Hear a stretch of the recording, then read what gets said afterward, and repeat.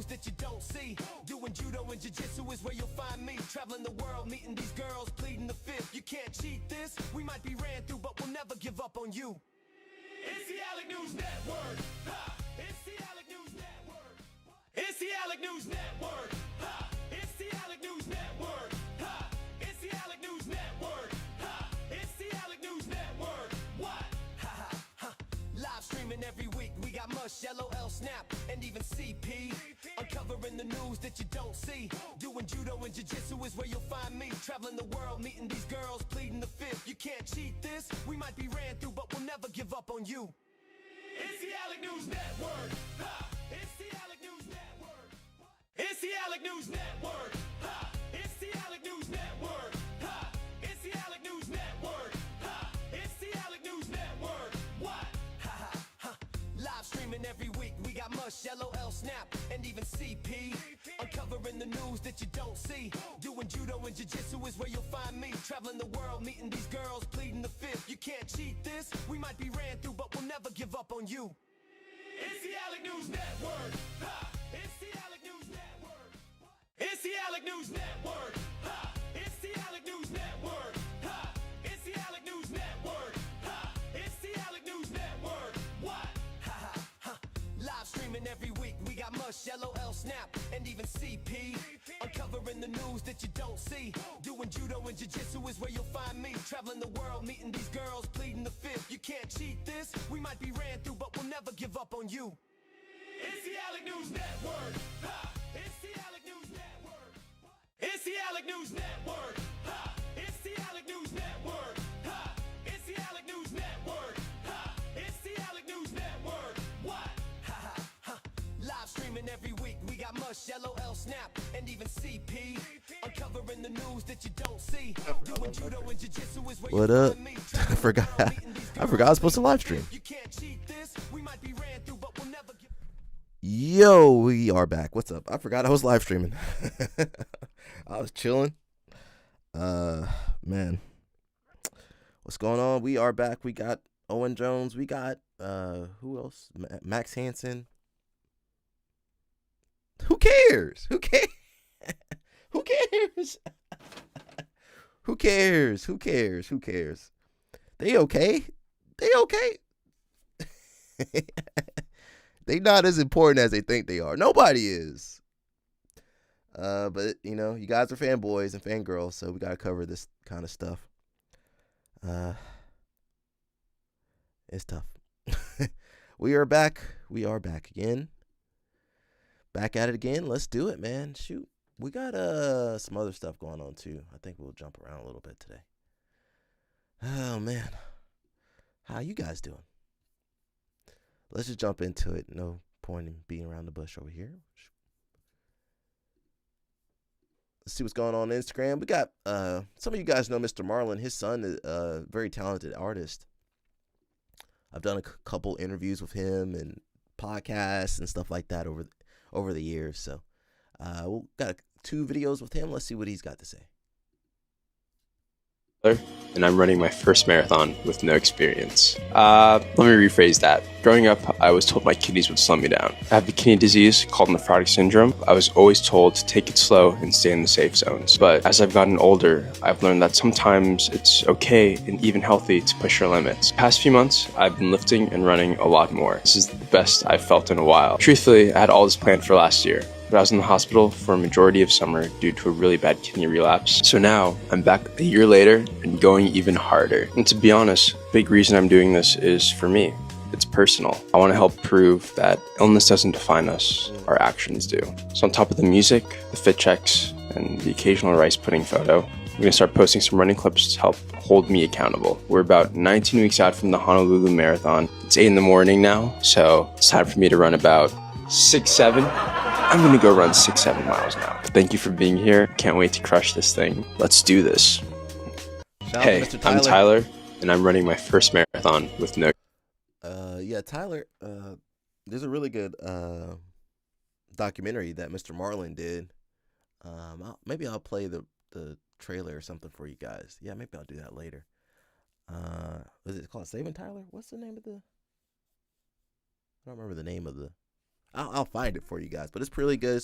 It's on Amazon. Tyler also says he has an album release show in NYC, April 17th, 7 p.m. All right. I'm not East Village. Okay, I'm not in New York right now, but if you guys are, go check him out. If you guys know, well, some of you guys don't know who Tyler is, but he's trained with Cobrinha, Ronda Rousey, Eddie Bravo. A lot of pioneers in the sport, really. Tyler Ransom. Sit back and just enjoy the love.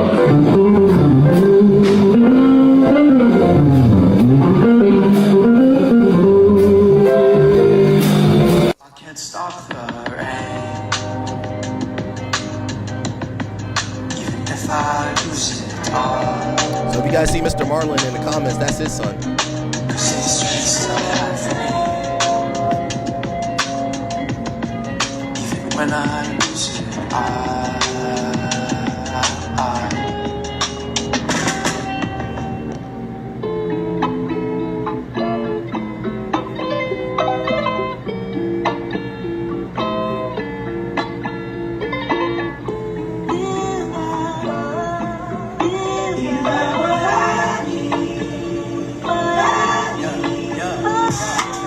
different day, but the same movie shoe. Missed call, long text, and I heard you. I learned the truth, and I put myself first, yeah. And if it's new, then it's probably feel worse, yeah.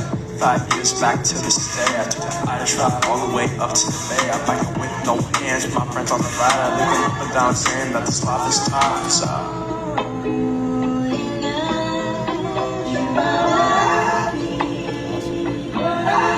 And that is Tyler Ransom. You guys check him out.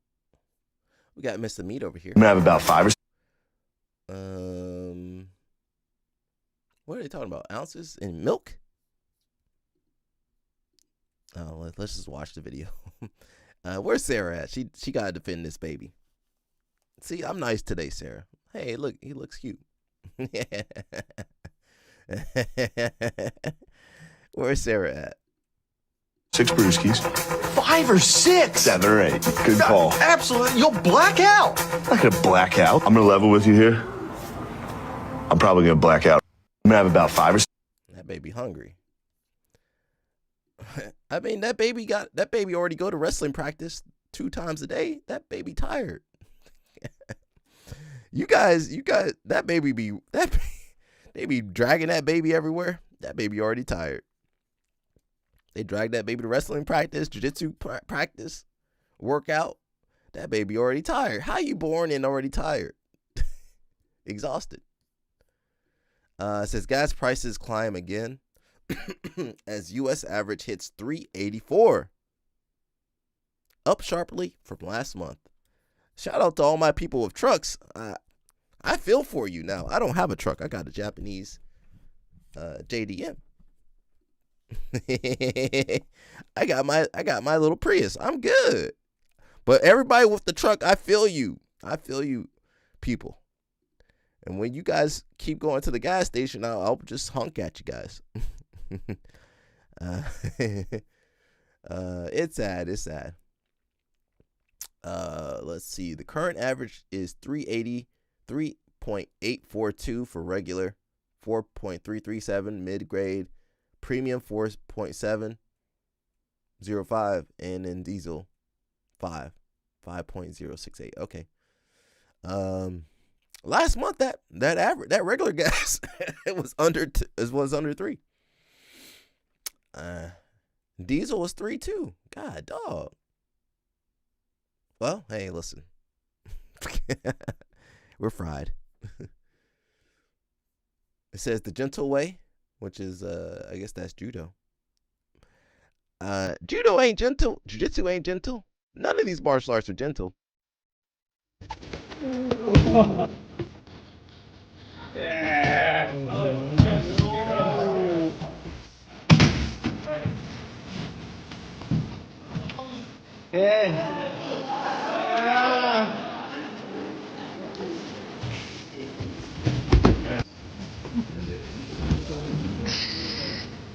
Just happened with his legs. I thought Higashi's, I guess it's in New York City, but I thought it would be bigger. What's up, Danny Choppa? I thought Higashi's gym would be bigger. I mean, might as well just do jiu-jitsu in there. You can put more roles in there. You know, you can have more people grappling in there than judo. You can only get 2, 4, 6, 8 people stand-up judo. I could probably get 10 pairs. 1, 2, 3, 4, 5, 6, 7, 8, 9, 10, 11, 12. I could probably get 12 pairs in there. That's 24 people. And then you get people lined up against the wall. You can have another 24 if you really wanted to do it that way. You do need a lot of room for judo. It says, what Americans think Ireland is like. Americans think Ireland is like. I wake up at 9 a.m. and immediately start drinking Guinness. This is the only kind of liquid I consume. After that, I head out to the woods and try to catch my daily leprechaun. Then at 11, I swing by the pub and drink more Guinness. For lunch, I decide to eat my favorite Irish cuisine, raw potatoes. Then it's time for my daily fist fight. Today, it's my neighbor Liam. He's a good lad who knows how to take a punch. At 1 p.m., it's time for some light river dancing. It's so cool that all Irish people are born with the natural ability to do this. After that, I go outside and play my fiddle, try again to catch a leprechaun for his pot of gold, and head back to the pub to have a few more pints of Guinness. Then at 5 p.m. I fail yet again at trying to catch a leprechaun. Then right before I decide to Irish goodbye on my life, I find a 4-leaf clover. Maybe there is hope after all that one day I can catch this leprechaun. At 9 p.m. I have a few more Guinnesses at the pub and head to bed. I can't wait to do the exact same thing tomorrow, and that's my day. Shout out to my Irish people. I was looking for some Irish people yesterday to celebrate St. Patrick's Day. I don't think we had any Irish people. Mizuno gi. Do they make a Mizuno jiu-jitsu gi? I don't want to. I do need a judo gi, but I want a jiu-jitsu gi too. And is it IBJJF legal? Well, that skirt, you can't wear that in IBJJF. For whatever reason, even though it's the same goddamn thing.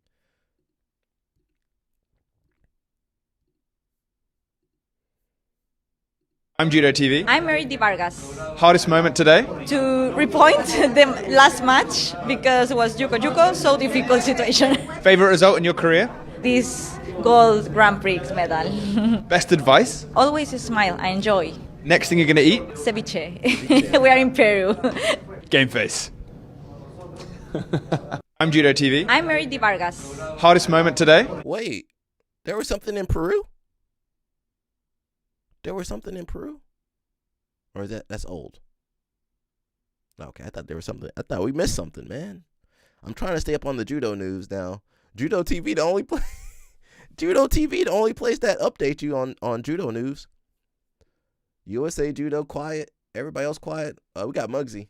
Movies of Danny Choppa. That's his homie right there. phenom, jiu-jitsu girl, but she needs wrestling. Big fan, brother. Appreciate you, man. Nice to meet you, bro. What's your name? Noah. That's part of what you do. Thanks so much, man. What's your name, man? Bruno. Nice to meet you, man. Looking good, man. Muggsy's part of our team now. We'll be here. What's your name, bro? Junior. Muggsy is part of your team? Muggsy. Hey, though, man. Muggsy decided to start training. Nice to meet you. Put that white belt on, Muggsy. Jesse. Nice to meet you, man. Thank y'all so much, man. Incredible. All right, I'm gonna get warmed up. Thanks so much, man. No problem. Oh, he just doing nogi. All right, wait a second. Muggsy be getting fucked up by jiu-jitsu people. Danny Choppa, come defend this man. Muggsy be getting fucked up by jiu-jitsu people.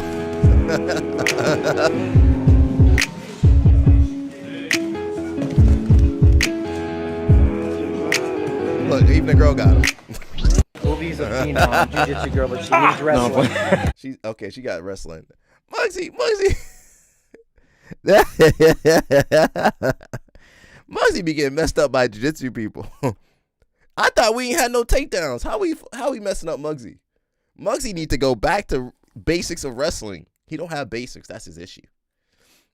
He don't have no basics, but he be fighting in RAF somehow. He don't have basics, man. I don't know what else to say. I feel the same way when they have, who's number one? They have the influencer fights. The YouTubers be out there. I'm like, man, they kind of wasting everybody's time. Because when you see them YouTubers out there fighting, like, dang, that's who you guys following? Them YouTubers, you can beat up them YouTubers. They got 200,000 subscribers. You can beat them up easy. They ain't got no jiu-jitsu. We got Miss Helen Morales. What she got to say? Do not compare your behind the scenes with somebody else's highlight reel. How many of you guys have a dream? You have a goal. All your kids. How many of you guys think you have what it takes? You guys sometimes have doubts. Sometimes get nervous.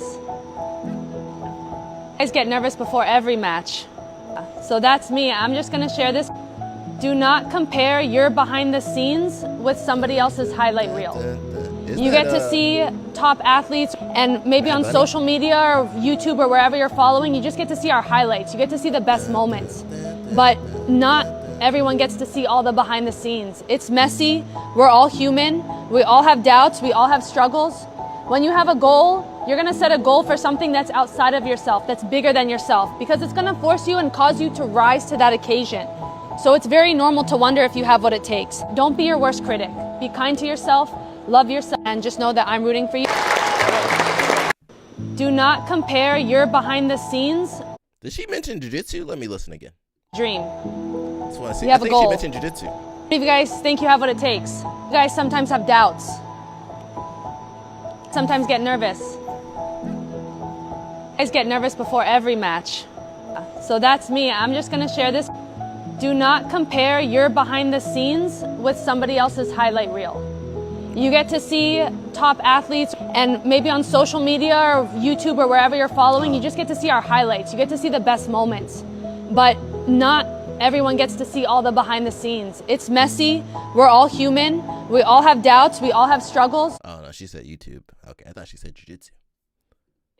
It's stick. Look, we got judo content. Who else got judo content except for Judo TV? They have really good TV. Not TV. They have really good content. Go follow judo.tv and tell them to give me a sponsorship so I can watch their matches.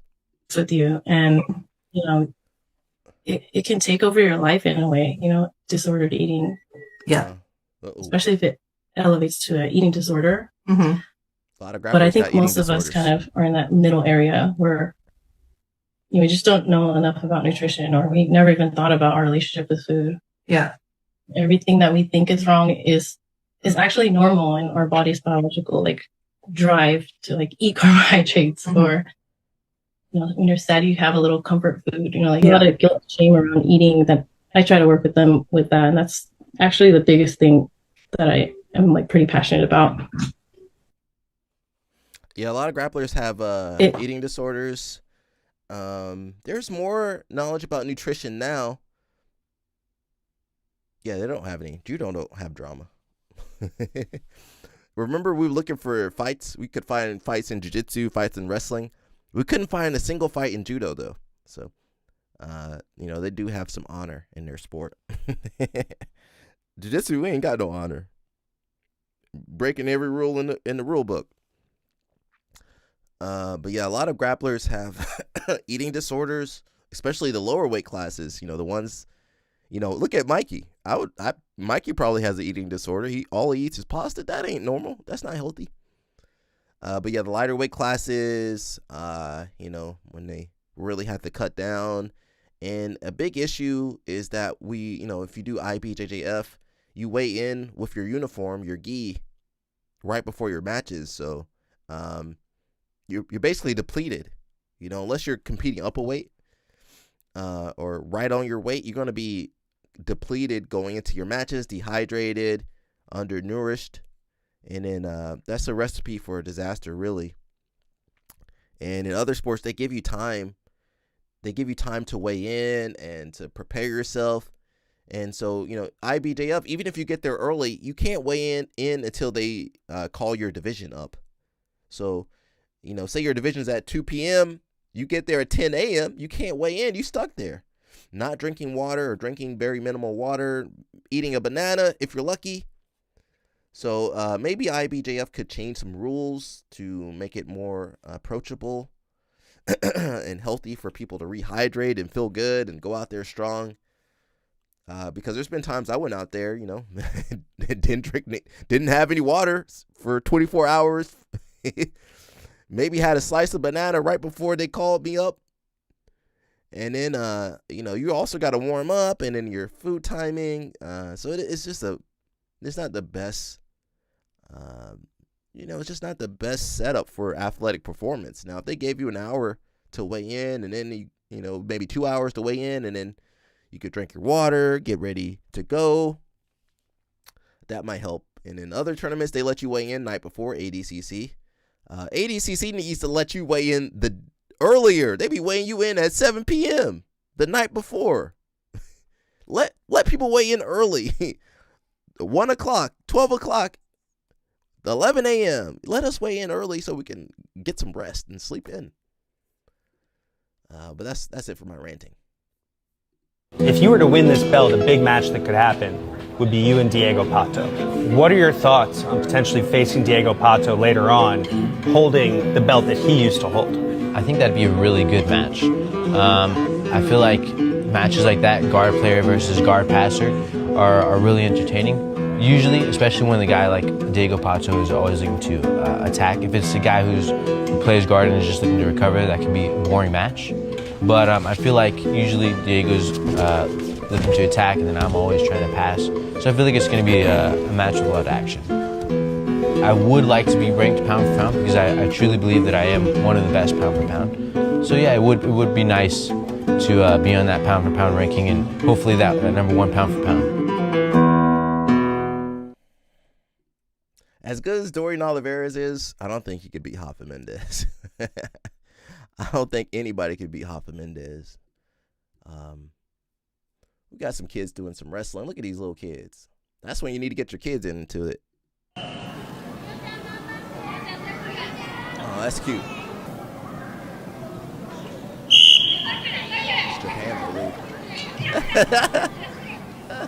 They have the kids, I'll let you know, they have the kids start wrestling at that age, and they have the kids flipping and jumping. They basically do gymnastics at that age. And then a little bit of technique. And give that girl about 10, 15 years, she'll be a world champion, Olympic champion. Come on, grab her, hold her. Grab her and tackle. Grapple and tackle, go girl, go. She doing sumo. She doing sumo out there. The other girl's being nice, you know. They both little. They both little girls. All right, okay, good job.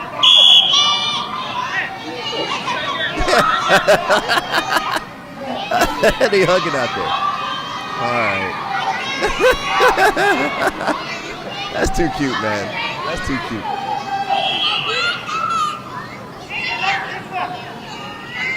That's what jiu-jitsu stand-up looks like. That's what jiu-jitsu stand-up look like. It's wrestling, but I mean, they don't. That baby don't know what she's doing.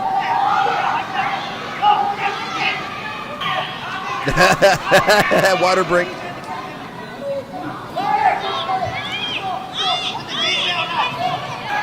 That's good, man. Okay, look at her. Yeah. Oh no.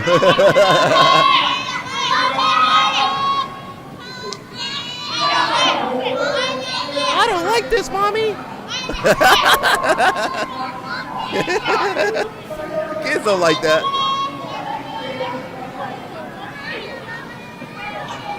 She trying her best though. She got better takedowns than most jiu-jitsu people. She got better staying up than jiu-jitsu people. And you know what? She never went backwards. She kept driving forward. Now, she didn't know what she was doing, but she kept driving forward. Keep going. Keep going. Do something.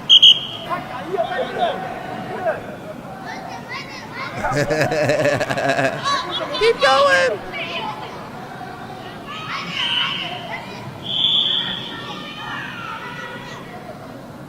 That's cute, man.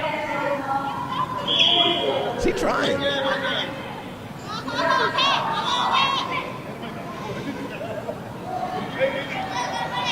No, don't push her out. Don't push her out. They get a push out point during the chop. Okay. Is that it for the match? All right, good work. Good job. And the winner by ref decision. The way bigger girl. I lost. It's okay. That was cute, man. That was cute. See, so that's how you get your kids into it, man. Just keep it fun. And you parents be pushing kids too hard, and you can't even do that. I hate parents be the worst people. You know, the worst, not the worst people, but they be the worst. You know, when it comes to pushing their kids, and they can't even do any of that stuff. But that was cute, man. We need more stuff like that. See, that's wholesome content. I'm gonna wrestle shoot this year, coach. Shoot? Nobody wants to wrestle shoot. Loudon, you're out of your mind. To tell you the truth, I kind of worry about that. I'm gonna wrestle shoot this year, coach. Shoot? That wasn't Vision Quest, was it? What was that one? We got breaking news. Mr. Rosensky is going to ADCC. Now, I don't know how well Rosensky going to do. I don't really think he's done too well, Nogi. Oh, no, Rosensky. He is Polish, so I guess they had to invite him. If they wanted to have Polish people there, they need to have. If you want people to go to Poland, you need some Polish people there, at least in Poland. Shout out to him. He got the invite. Now, I don't know if he should have got that invite. There might have been some other Polish guys that could have taken that invite, but that's how it goes, man. You got to play the game. It says another world-class athlete joins the ADCC World Championship 2026 lineup as Adam Rosensky is officially confirmed to compete in Krakow. One of the most accomplished grapplers to ever come out of Europe. That's my announcer voice. Rosensky has built a legacy on the world stage with his elite technique and consistency at the highest levels. A multiple-time IBJJF world champion, European champion, nothing no-gi though. Why are you guys throwing Rosensky out there? He doing what, minus 99? He gotta fight killers at 99? Ain't that Kainen's weight class or something? I think so. Man, you guys sacrificing Rosensky like that? Why are you doing that? I thought Rosensky retired anyway. Didn't he retire? I thought Rosensky, didn't you retire the other day?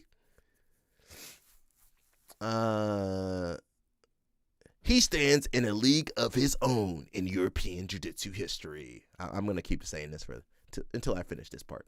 Known for his signature butterfly guard and technical mastery. I think his butterfly guard needs the belt grip. Why are you guys sacrificing Rosensky out there? You're going to ruin his legacy. Rosensky has defeated some of the best grapplers in the world and continues to represent the highest level of the sport.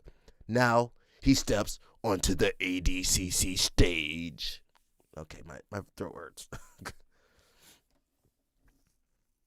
No, he did the crown. Well, yeah, he did that. No, he won Worlds last year though. How are you going to retire at Pans? He won Worlds last year. And then he did the crown. Jiu-Jitsu guy, I think you're getting it mixed up. He did Worlds. He won Worlds last year, 2025. I believe he won Worlds. Didn't he win Worlds? I think so. I feel like he did the Grand Slam. He won everything. Euros, Brasileiros, Pans, and Worlds. I believe he did that. I could be wrong. And then I think he retired after Worlds, but then he did Grand Slam, got beat by Nolan Stewart, Dan Lucart's student, and now he's doing this. So retirement don't really mean retirement. It means vacation.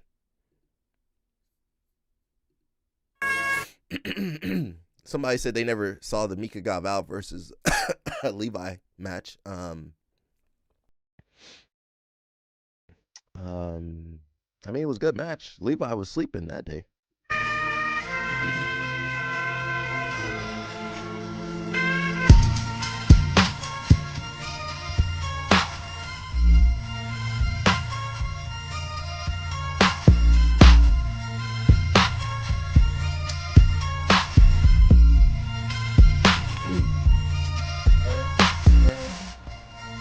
This was when Mika was skinny. He's not skinny no more.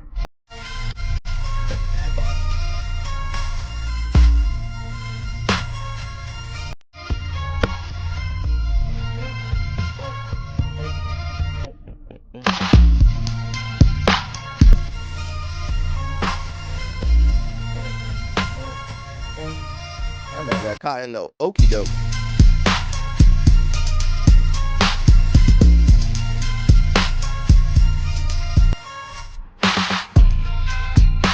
Mika's got that combination of flexibility and strength. What's up, Sarah?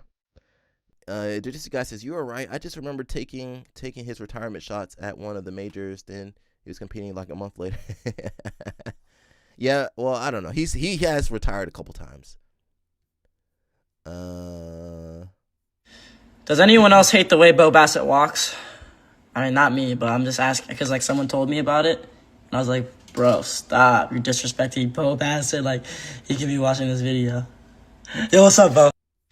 Does anyone... Yeah, all the wrestlers making content now. The band is getting put back together 11 a.m. Bangtail MMA in Phuket this Saturday. We'll be having a little bit of a jiu-jitsu seminar, followed by which a after party at Carpe Diem Beach Club. That's at 5:30 p.m. If you go to the seminar, you get free entry to the after party. Don Julio himself has supplied 15 bottles of 1942 for this after party. And that is for my personal use only. Post the photos with it. You can observe me drink it, but under no circumstances will you drink it yourself. After which the night is young, balloons, ladyboys, whatever. Most importantly, come to the seminar, make some recommendations. I don't know what the fuck I'm teaching yet. We've been planning other things. Probably some cheap Dagestani knockoff techniques. I don't know. Throw some suggestions, please. You can't come to the seminar. I need the money, but more importantly, fucking Bangtown needs the money. Craig, what happened to your octopus money? You already spent the octopus money. That money will last me a long time. That however much money, 200, 300,000, that'll last me a good bit. I never heard of a after party for a seminar, but you know, I don't. They do things differently down under. They got an after party for the seminar. After the seminar, I'm gone. I'm going home. I'm tired. Them seminars be long. My voice be gone. Hope he teaches flying mother's milk variations. All right, Chef and Toast. We got Mr. Wojcik training with Grippo. Wojcik got that little dead foot. You can't attack that little dead foot. Wojcik's a lot bigger than Grippo though. Wojcik, you better wash up after this class though. You know, they might have some, you need to cover up your skin over there at Bodega. You need to cover up at Bodega. Shout out to Wojcik and Grippo, and is Josiah in the comments? Sarah met Josiah, everybody. Unfortunately. Sarah met Josiah. Sarah was like, oh, who the hell is this guy? Yeah, keep the strap on you, Sarah. Keep the strap on you. That's all I got to say. Keep the strap on you. Sarah. Uh-oh. Houston, you know, we talked about Houston a little bit. Let me just play the video. Would you look at this? Houston Rodeo announces new dress code effective immediately. This can be denied entry or removed for inappropriate clothing, obscene graphics, excessively torn clothing, visible undergarments, or overly revealing fits. Also, no gang-related clothing, symbols, or tattoos, and no face coverings. Yeah. The officials say the goal is to keep the event family-friendly Central and Park safe. Right One, that should tell y'all how bad it got. If they had to make a change mid-rodeo to the dress code, you know what they were seeing was crazy. And I was seeing videos and pictures of all the fits, and I'm like, wow, for a family-friendly event, this is a lot. And I for sure knew that the fits were crazy when mostly women were saying, okay, yeah, this is too much. Because usually women are a little bit more lax with the dress code and stuff like that. It's like, hey, let people wear what they want. But even this year, I seen a lot of women like, nah, there was a lot going on at the rodeo this year. So we're going to see if they actually enforce it, if they're able to enforce it. But it seems like they're really going to crack down on these outfits these next few weeks. Well, would you look at this? What were they wearing over there? I want to see. Sarah, I'm going to do some research. What were they wearing over there in Houston? Can I look that up without getting in trouble? Houston Rodeo. Houston. Shout out to Houston. You know, Sarah be talking about roaches. Post your roaches in the live stream. Whenever we talk about Houston, Sarah started it. That's Sarah. Sarah started that. She only getting away with that because LL Snap not here. That's the only reason she getting away with that. What were those ladies wearing over there for research purposes? All right, that's okay. Up too late, Sarah. I'm gonna look a little bit. All right, that's not, well, I mean, there's kids around.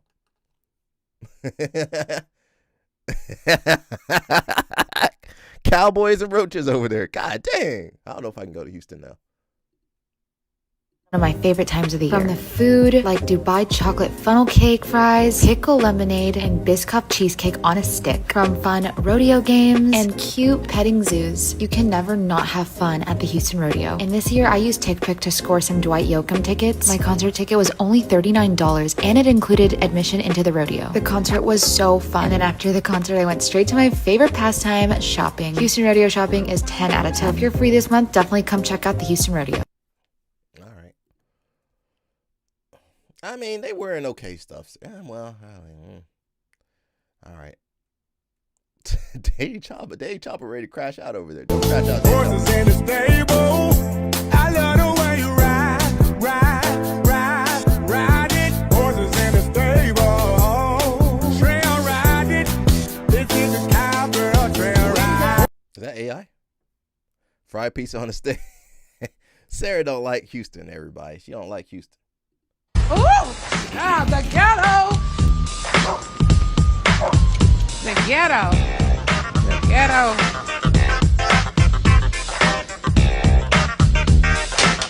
Ooh! Ah, the ghetto! Let me play. Oh, all right.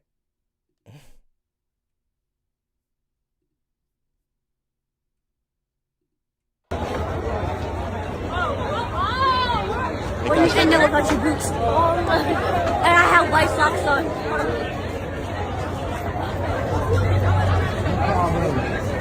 Mind you.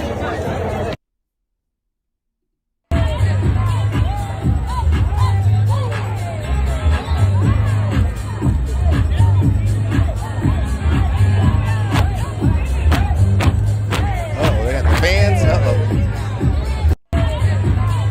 I can see Sarah being out there. With the roaches flying around. With the roaches. Wait, whoa. What is this? Why didn't anybody tell me they had this over? I can't eat it anyway. Throwing hands in Texas is crazy. You don't throw hands over there, Danny Choppa. You can't crash out over there, man. Can I survive 24 hours at the Houston Rodeo with only $100? And the first place we're checking out is actually Russo's Fat Bacon, where for $16 we have their cotton candy bacon. Who are we here with? Don. Don? Yeah. You ready to try this out? Let's do this, man. Let's go. Get your calories Savory, in. yes, sweet, but delicious. I'm trying to survive the Houston Rodeo with only $100. I ain't gonna go. Do you think I could do it? Be honest. It's gonna be hard, but it's doable. It's doable? It's doable. And with the help of TickPick, I was able to get Houston Rodeo tickets for only $30. Okay, but next we're gonna be trying their viral pickle pizza. So here we have their spicy pickle pizza for $13. To be honest, it smells really good. It looks pretty amazing. It's breaking down on my hands, so we need to eat it quick. Okay, surprisingly salty. It's kind of weird, I can't lie, but it's not too bad. It's actually pretty good. Next, we are trying the best candied apples from Munchos inside the NRG Stadium building. These things cost $13, and they are my favorite candied apples ever. Super caramelly, super refreshing. It's great for the Houston Rodeo. Okay, we're at Asian Streetness trying their viral K-Boom Korean corn dogs. So we just got these Korean corn dogs from Asian Streetness for $17. Wait, that's pretty good. Super cheesy right there, and the outside is filled like crispy potatoes and everything. Okay, after that Korean corn dog, I really need a drink. I'm so thirsty now, so let's go find one. Okay, and I think we found our first location right here. Here for $9, we have the sour cherry lemonade to quench the thirst, and we also got rides going on in the back. Oh my gosh, that's so good. Okay guys, look, we're at Mama Tina's Gumbo, and this is actually the longest line at the rodeo I have ever seen. Look at this. I mean, we have to try it. We got a station where you can take pictures with Mama Tina herself. We finally made it to the front of the line. I'm excited to try your gumbo. Oh, that's Beyonce's now? All right, right here we have Mama Tina's gumbo. Man, it ain't we worth waited, I think, like $25 40 though. minutes. No, maybe an hour. This is Mama it ain't worth Tina's $25. famous gumbo right here. Let's go. Nah, it ain't worth that. The meats inside are really tender. I don't know if I pay $25 again for it, but it's good. Look at how many people are in the crowd at the Houston Rodeo tonight. Homie This is got fleeced actually for that. so nuts. Look at this. Just take a look at the crowd. That's Friday night for y'all. So we're here to get fried Oreos. $10 worth of fried Oreos. We were not able to survive the Houston Rodeo with only $100, which means that you probably need to bring a little more money, all right? All right, but I'm gonna go enjoy the rest of the rodeo, like that, so though, bro. I'll see you in the next one. That's too much. That's too many calories, bro. All right, wait a second. Let me look at this one. All right, hey. All right, we good. Okay, I just want to do some research for a baby cup. Yeah, $25. I mean, now Daddy Chopper would probably spend that. Daddy Chopper done spent. He spent that. He spent that on acai. I'm sorry, Daddy Chopper. Just tell me to stop talking about it. I need to let it go. So I don't want to hear no people, especially from African descent, sitting at home going, "Well, I ain't got nothing. Government ain't helped me. I can't get a job." You sitting there, you black? Go get you a black man, and if you're a female, and get a big black gorilla-looking guy and have a baby, and start training them. You know what I mean? I mean, you got half the battle already won. I used to see when you guys are playing youth football, a lot of athletes half black, half white, and I always look for the mom and dad. They're always massive, you know. But now, $40. I'm telling you, white girls, y'all better be careful because the new white girl's a Mexican girl. The Mexican girl took all the brothers now. Because now I go to them little shows, I see a lot of Hispanic, half Hispanic, half black. True. You know, dark skin, but Gonzalez. Watch out, Mush. And I'm like, wait, what? I said, okay, I feel you, I see you. You know, I ain't mad at you. It's good. We got some of them over here. Look, sometimes I make jokes, but it's just no. behind it. Fuck that. He's not making no jokes. He's dead ass. Like. So I don't want to hear no people, especially from African. Homie said, just go make some kids. Now, I don't know about that strategy. That strategy is expensive. That strategy is fairly expensive. Now, LL Snap could do that. His wife was he got an athlete though, Mush. That's why I keep telling Mush. Stay away from models. Stay away from them OnlyFans girls, Mush.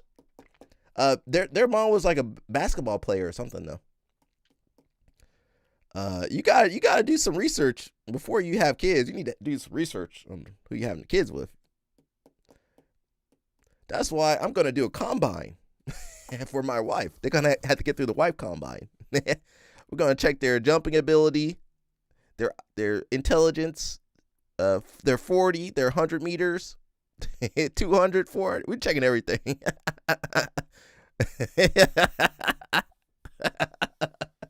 They gotta get past the combine. I'm sorry, you didn't meet the qualifications. I'm sorry. We really like you over here, but you didn't meet the qualifications. Mush might get himself a judo girl, a little Asian judo girl. Call it a day. Get a little Japanese. He gonna get Abe Uta. What's the girl? Is that the girl? Yeah, he gonna get Abe's sister. Stalker, and it's a black belt man that I met at my school. Mind you, I'm a blue belt, so there's a power dynamic imbalance here. And this individual is someone that alleges he fell in love with me from the first time he met me. I'd never even seen the guy.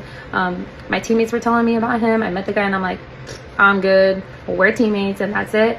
And the guy just wouldn't and won't take no for an answer. And he continued to pursue me and have this crazy obsession with me that he'd share with everybody, including my coaches. And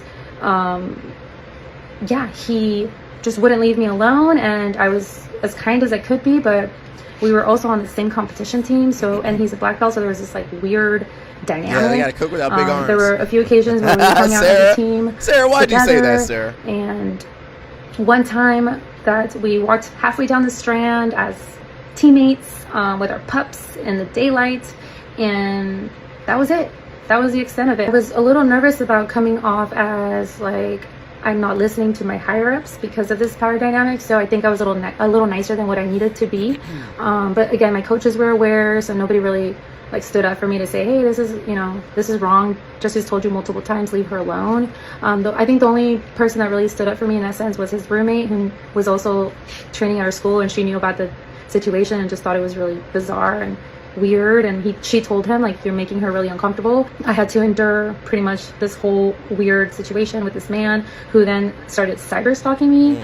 You know about cyber I knew about it over throughout here. this whole time that he was cyber stalking me, and I was telling my teammates about it, and they just kept saying, like, this is really weird, this is really weird. And I would send them screenshots of him, like, cyber stalking me through, like, different accounts, admitting to cyber stalking me through different accounts, and nothing was done. Then I brought it up to his sensei, who's like this famous jiu-jitsu guy, and this was like towards the end of everything before I left the competition team because of the harassment.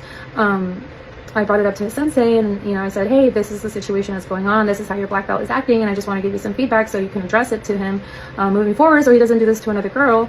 And his sensei proceeded to block me on Instagram and then send me a long paragraph through text message pretty much saying that it was my fault, I'm a pretty girl, I hung out with him and had lunch, mind you, with our teammates, that I practically led this man on. But he also knows that I was being nice to the guy, so it was this really weird, confusing, gaslighting message that was sent to me. And he was told by that sensei, so my stalker was told by his sensei, leave her alone, block her, and don't message her, lose her number.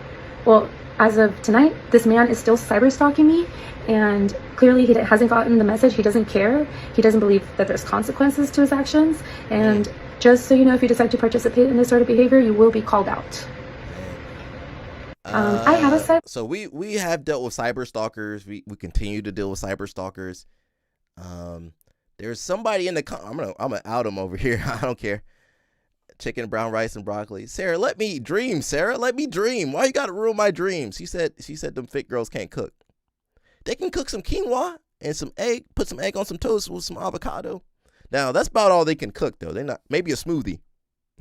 They can make a smoothie. I might have to cook for the family. Now them athletic, we've dealt with stalk. That stalking's real though, bro. I don't joke around with that. Now I gotta out this homie right here. Some of you guys look up to this guy. I keep telling you about this hero worship. You need to stop it. I had to out him because he said something crazy over there. I mean, you can't hurt me. Some of you guys as coaches over here. Let's look what some of your guys' coaches saying. So that's why I don't really defend anybody. We got Mr. Renzo Gracie. Renzo, I do like Renzo, but nobody can defend what Renzo just said right there. He said, buy him a good pair of prescription glasses, for sure he needs it. So I think what he's saying is that she's not pretty and he needs to get glasses so he can see her. So, and then he's laughing about it. So to me, that's not really good. So I know some Renzo Gracie guys. I know some people love Renzo Gracie, blah, blah, blah. But man, it's just, you guys see, that's why these victims never want to come out and say anything. It's always people like this, super famous, super popular, super rich. They can come around and say whatever they want. No consequences. Nope, there's no consequences for Mr. Renzo Gracie. Now, if I say something, you guys jump on me. I got bots jumping on me, and nobody gonna jump on Renzo Gracie. All the times I've been rejected, I never thought, let me stalk this woman. Well, you've seen crazy stalkers. We had a couple crazy. Well, Danny Chopper might have a stalker too. Oh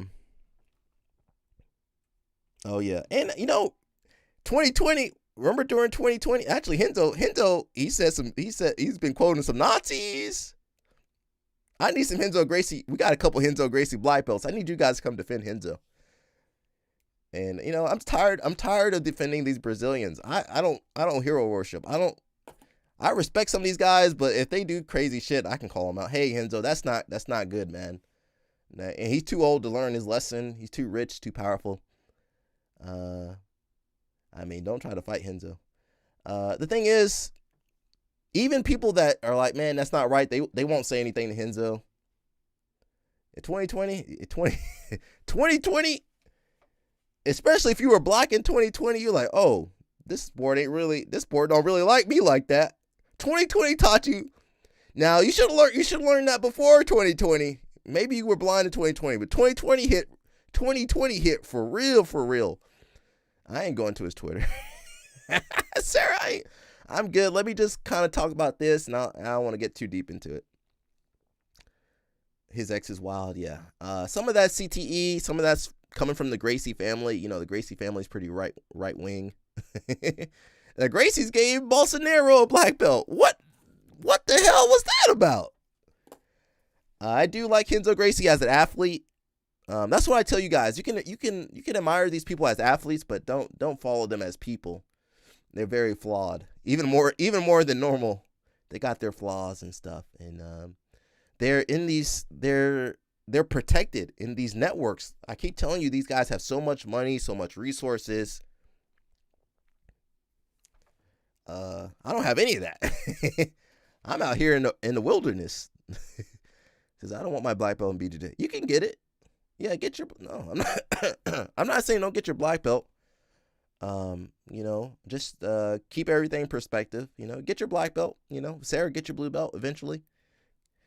And try to do better. We do need better black belts. So don't stop training. Don't get too jaded. I'm already jaded, but I keep coming. Pause on me. I keep live streaming and trying. So don't give up, man. Somebody said this sounds like some Gracie Baja drama come to it could be any jiu-jitsu school. Yeah, get your jiu-jitsu black belt, not your Brazilian jiu-jitsu. I don't really call it Brazilian jiu-jitsu anymore. I just call it jiu-jitsu. I know Robert Drysdale gonna get upset with me, but jiu-jitsu existed before the Brazilians. Jiu-jitsu existed way before the Brazilians. He can argue and he can try to do a research study and blah blah blah. Jiu-jitsu was around before Brazilians.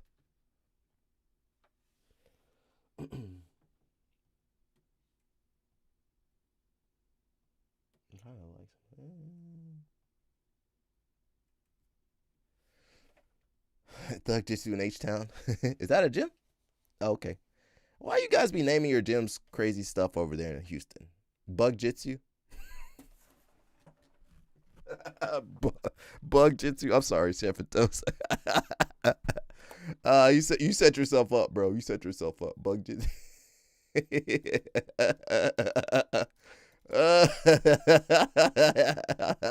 He set himself up. Somebody said, is this real? What kind of comment is this? Renzo Gracie, she approached this with so much grace. You're very much the problem. What a weird comment. These people not in their right mind. Oh, okay. Okay. Sarah got my joke. These people don't care, man. They don't care. You could be trained there 20 years. They still gonna post some Nazi racist stuff. Jiu-jitsu is crazy because he said he likes it. Jiu-jitsu is crazy because we got literal Nazis running around and they not banned off anything.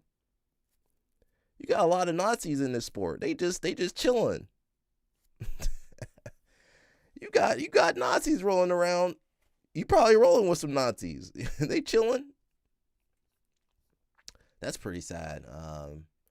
And that's one of the ambassadors of the sport, really. Renzo Gracie, you guys know Renzo Gracie, isn't he an ambassador to, let me see. Renzo Gracie, ambassador. I think he's an ambassador to somewhere. He was appointed as an official ambassador of Brazilian tourism in August 2021. I think he's got some other role. UAE, in the UAE, I think. He has also served as a key ambassador for Brazilian Jiu-Jitsu in the UAE for over 2 decades. So, when I tell you these people have so much power, you guys don't understand what I'm talking about. This is who I be talking about these guys, and Renzo Gracie he has been a royal instructor. Renzo has been a close trainer to the UAE royal family for over 28 years. He been in cahoots with the UAE Royals, the Emirati. And you know they got money. They got money on top of money. Yeah. So, when I say these people have, these people know the president. They knew the presidents of Brazil, the royal family in the UAE. They have so many connections. All I got is a little live stream. Which it does a little bit, maybe something. I don't know what it does, but something. But that's when I say when these guys have so much power and clout, and it's hard to compare one little live stream to like a whole country or a whole whatever they are, empire, dynasty, whatever they have over there. We got Miss Nina Marie over here. Now, who's her husband?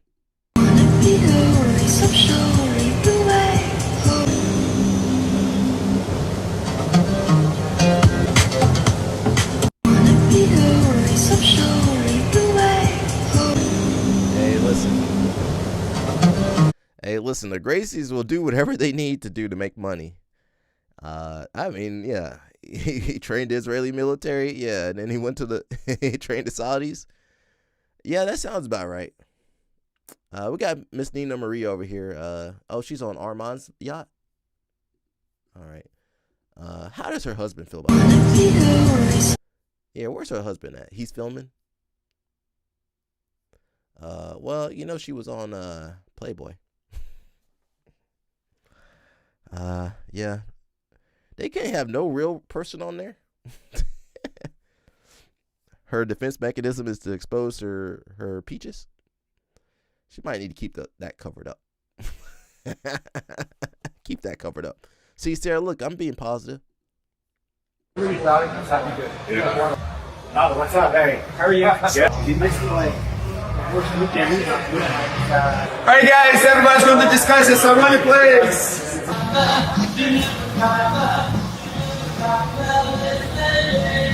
We're gonna have a good like a hand control. When I say hand control, I don't have to hold his hand. I just don't want to lose like a focus of his hands. I want to have my hands on his hands the whole time. So I don't have to look his hand. If his hands move on me, I can hold his hand. I'm gonna keep my eyes centered on his chest, and I do like his stance. And in this situation, only one person is gonna be trying to touch your head. And we're gonna be trying like a collar tie. So every time he try collar tie, you should be able to avoid. Go ahead, Marcelo.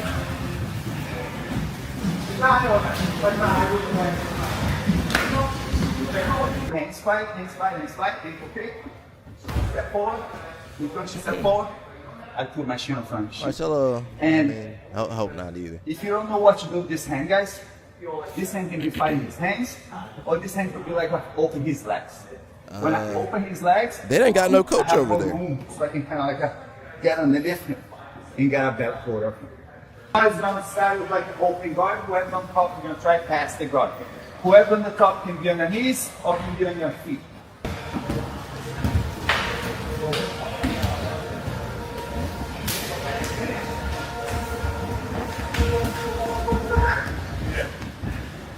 He goes and starts breaking. But then many times, if I just try to stay in the same position, I'm going to lose. I have to improve. So since I know he's going to mess with my legs over there, after I break his grip, I want to get a better control. I don't know who's teaching over there.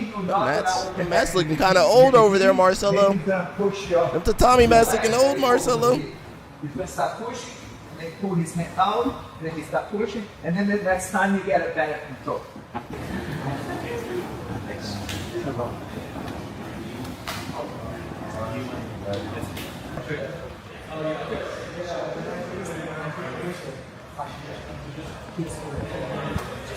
Good back.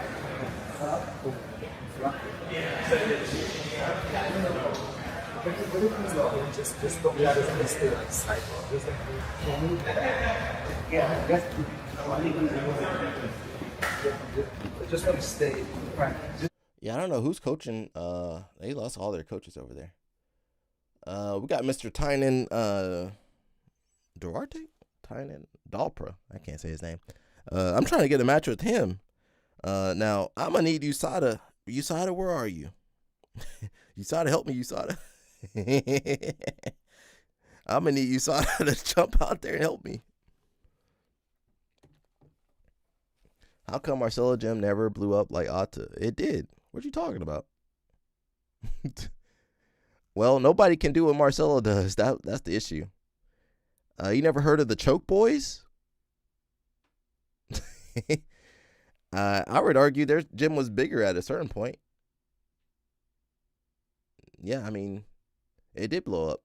What do you mean? They had Tinoco. What was the other guy?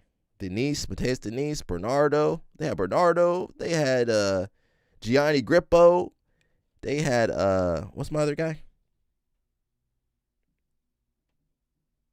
What's the white guy? They had Adam Benion. They had Dylan Dennis. They had Manser. What's the white guy's name with the shaggy hair? I saw him at ADCC. I can't think of his name right now. I can't remember that kid's name. They had some other good people too. They had what's the Japanese guy? The Japanese guy. I can't remember his name. The thing is, Marcelo, I mean, he's got a system per se, but nobody can really do it. Nobody can really do what Marcelo does. So, yeah, I mean, I would argue that was almost about the same as AOJ, basically. And also, Marcelo was part of Alliance. So, you know, you had AOJ Atos, they had their team, but then you had Alliance. You almost didn't need to have. AOJ does everything by themselves, right? But when you were a part of Alliance, you just did your own thing. And then when it was time to do Worlds, everybody compete under Alliance. So the best guys in New York, the best guys in Atlanta, the best guys in Brazil, the best guys in LA, they would all join the same team. And so you had a super team. And I would argue Alliance was better than AOJ and Atos. Can we agree to that? Can we agree that Alliance was better than AOJ and Atos? Let me know in the chat if that's true or not. Now, one team has won the world championship title, the team title. They done won the team title 15 times. They stopped counting. They won the team championship so many times they just stopped counting. After 10 times, they're like, all right, we don't care anymore. Because it don't help you. If you 15-time world champion, that don't really help you no more. It don't help you. You all right, we get it. You guys are good. I think AOJ Atos maybe won one or two. Gracie Baja's won a couple. Yeah, I don't think people could do. Nobody can really do what Marcelo does. But I will say AOJ did a good job of kind of teaching their style, the bolo style, the passing, long step, yada yada, blah blah blah. They're good at teaching that system and creating clones of themselves. Whereas Marcelo, you couldn't really do what Marcelo was doing. It's just impossible. Anyway, we got Tynan over here. He got a lot of tattoos. AOJ and Atos had a good social media game when that was taken. Yeah, they do have a good social media game. They still do have a good social media game. That is true. They both do have they're good on social media. I mean, they are in California, so they had to be good at social media. And those guys were a little bit younger. The other teams, Marcelo's a little bit older. He's a little bit older than Andre Galvao. All the Alliance coaches kind of retired. And so the new guys are better with the social media, but back in the day, who cares about social media? I care about being good. So you had some killers that weren't on social media. They just were good. So they are good. They promote themselves. The downside to the AOJ marketing machine is that because they're so good at that, they can really dictate the terms as an athlete. You got to give them 70% of your private lessons. You got to give them a cut of your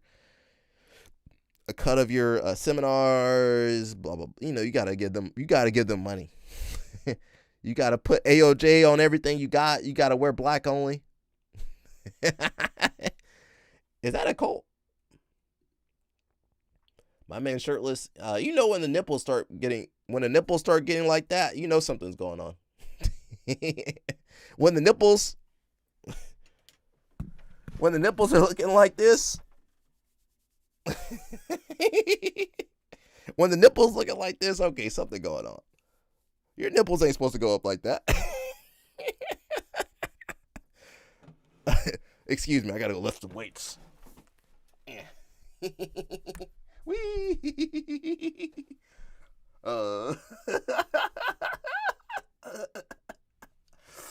Is it cold in here?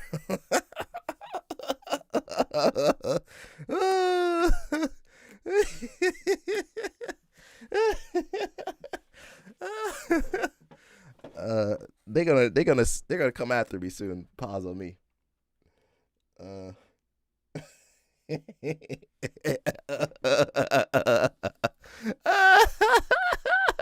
When your nipples start doing that, that ain't normal, bro. Your nipples ain't supposed to do that, bro.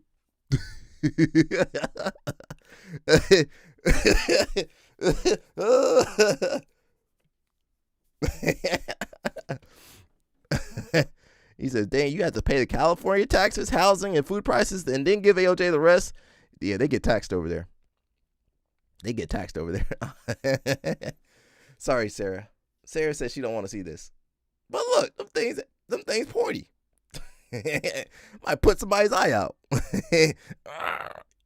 Don't let him get mount, y'all. My eye. Danny Tom said, Danny Tom. Don't let him get the side mount. My eye.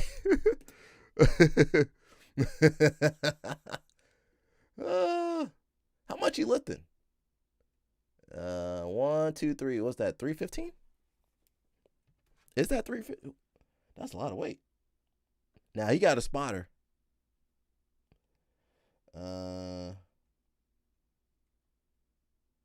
Yeah, that's 315. Okay.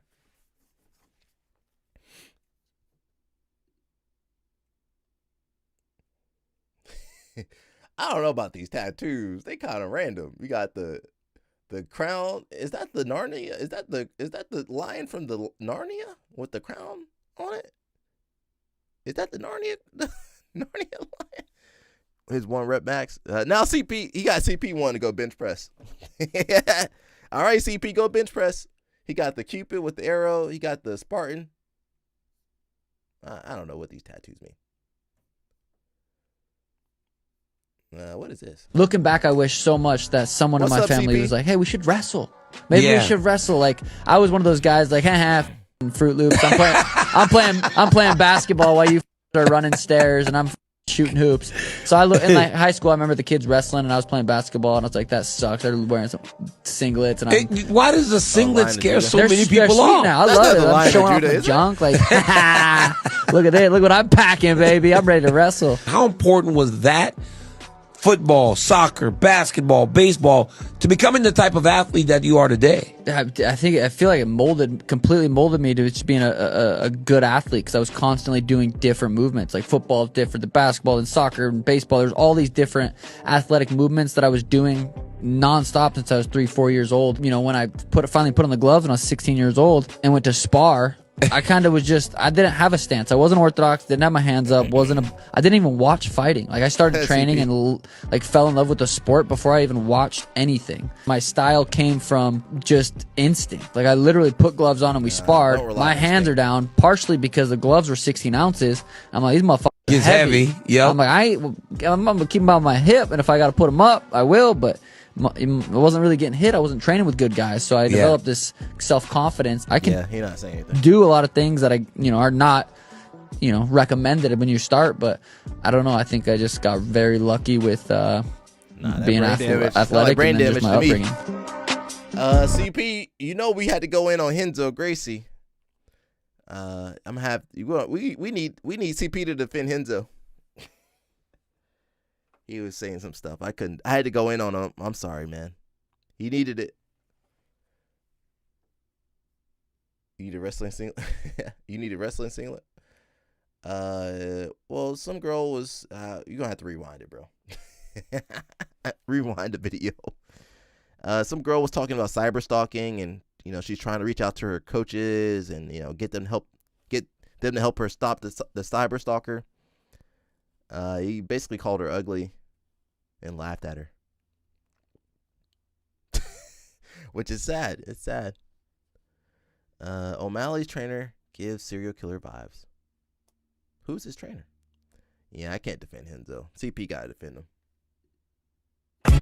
We got Atos over here. Now them classes look empty over there. CP CP's like, let me go back to my dissertation. Them classes look empty. They lost all their girls.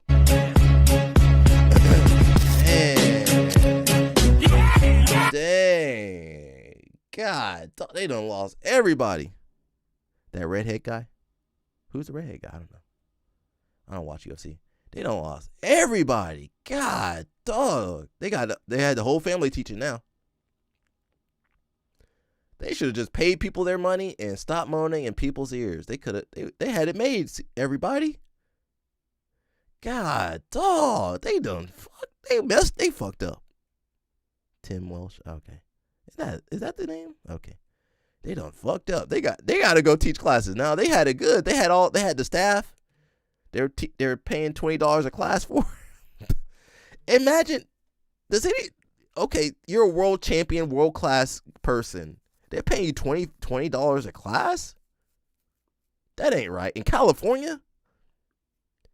For highly skilled work, mind you. Not for some, I'm not saying, other jobs aren't skilled, but if you're a world champion, if you're a black belt world champion, they pay you $20, $30 a class. Do you think that's right? And you only teach 2 classes a week. Okay, you can say, yeah, they got to cover their membership. You're a freaking world champion. And they, and everybody else paying $300. It's crazy, man. I don't know when jiu-jitsu. And you know what? I know they're in California, but man, people weren't charging Andre Galvao that much money when he was coming up. He probably didn't have no money. If he was training at TT, he probably didn't have no money. And then those guys go on to extort so much revenue from everybody else. But man, that's pretty bad. He messed up the bag.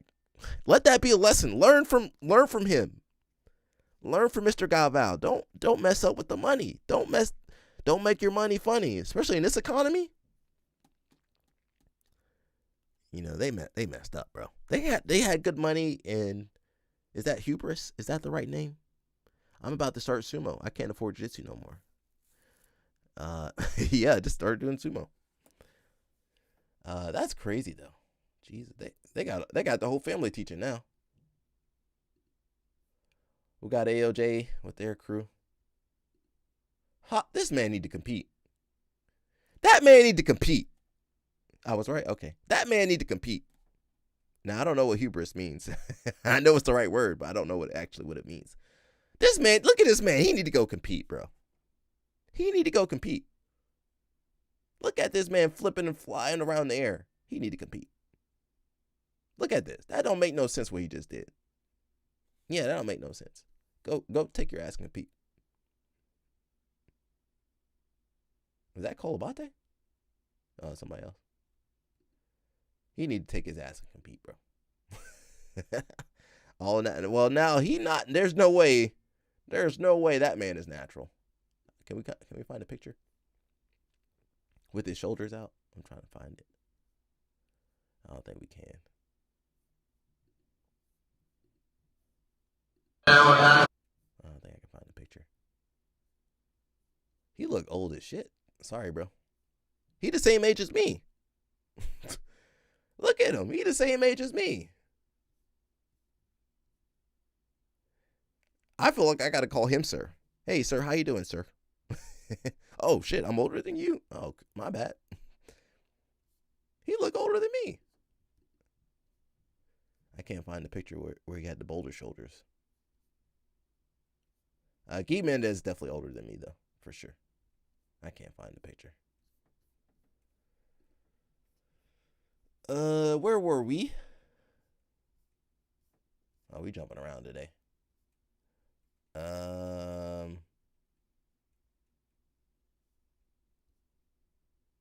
Who is this? Oh, we got LO Snap's girl. A kind of savage. I don't know what her first name is.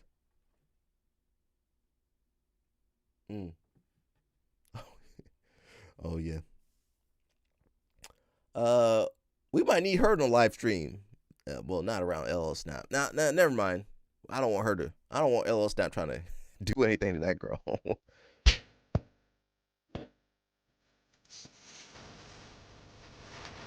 Got some new gear.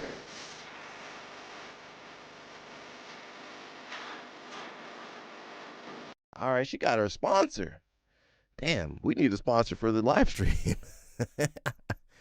God, dog, we ain't got none of that. Yeah, we need a sponsor. Shout out to the Bonnet Gang. We can sponsor her bonnet, LL Snap. We might have to sponsor her bonnets. Okay, Maggie, yes. I want to learn the signature throw by the legend. This still called Yoko Tomoe. What you usually look for, I try to break the guy down a little bit, okay? And I like to use a coach as a sit-up so he can take the leg out. So I kick, he take the leg out, and now I enter for the Yoko Tomoe. So let's go do a little bit faster in emotional. Here, we can beat. My break suck. No, that's good. Yeah, one more time. Okay. So, yeah. Nice. No post there. Cyborg. Okay, I'm about to say Cyborg. That's a Megaton. Now he does hit that Tomai Nage in competition.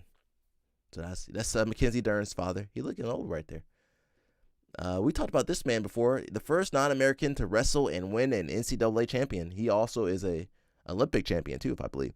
Nothing beats Megaton drunk in the club screaming Pan Ams. When was that at? A black belt that doesn't know how to fall. Well, we don't. He's a wrestler now. They don't break fall in wrestling.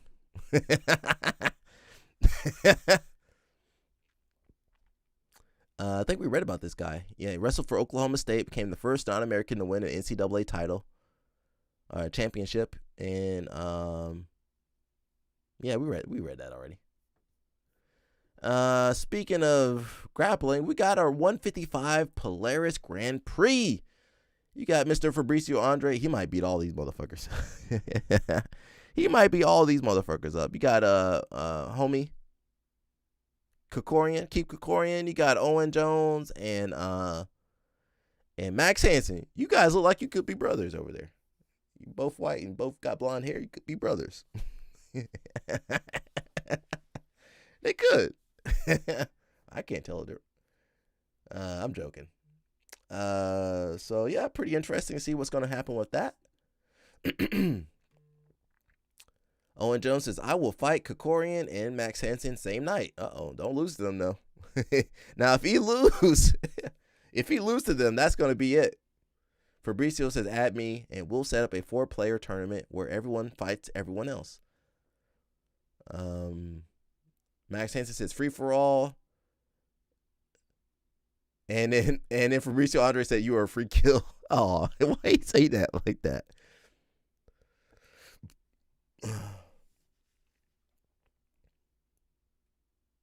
Okay, we'll see.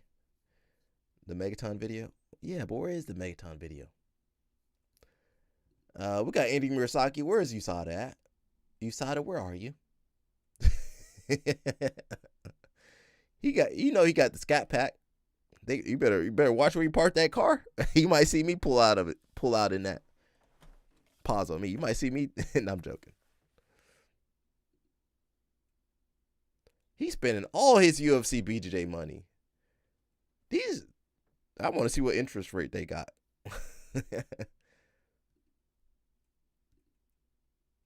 Yeah, pause on me. I said pause. He need to pause on this meat too.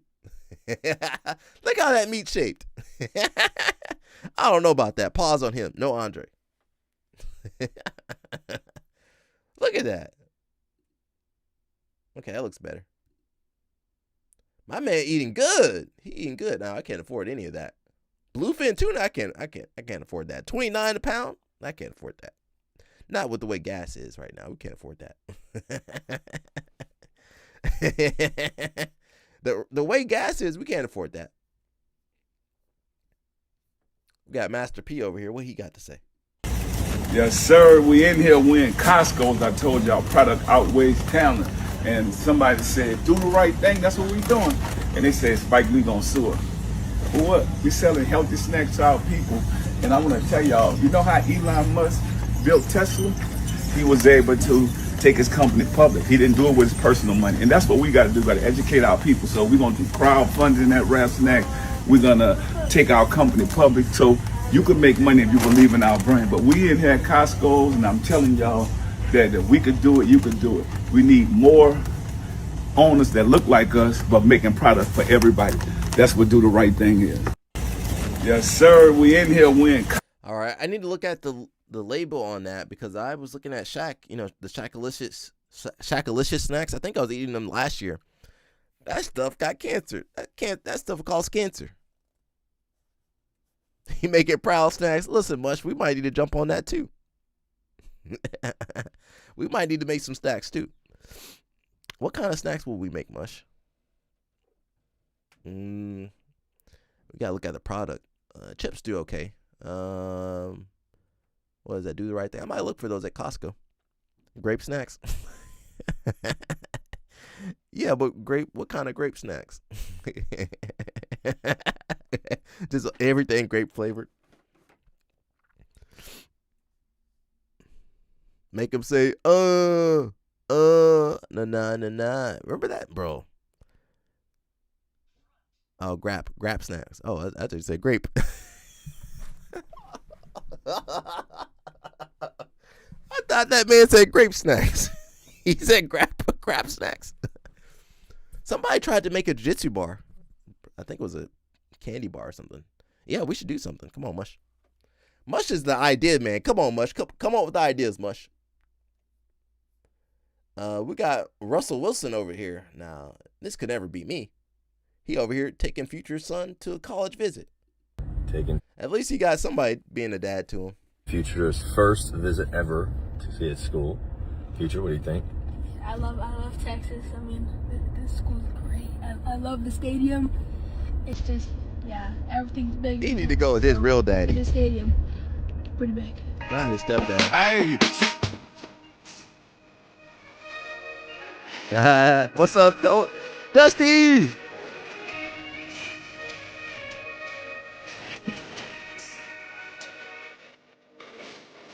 Dusty. Keep your...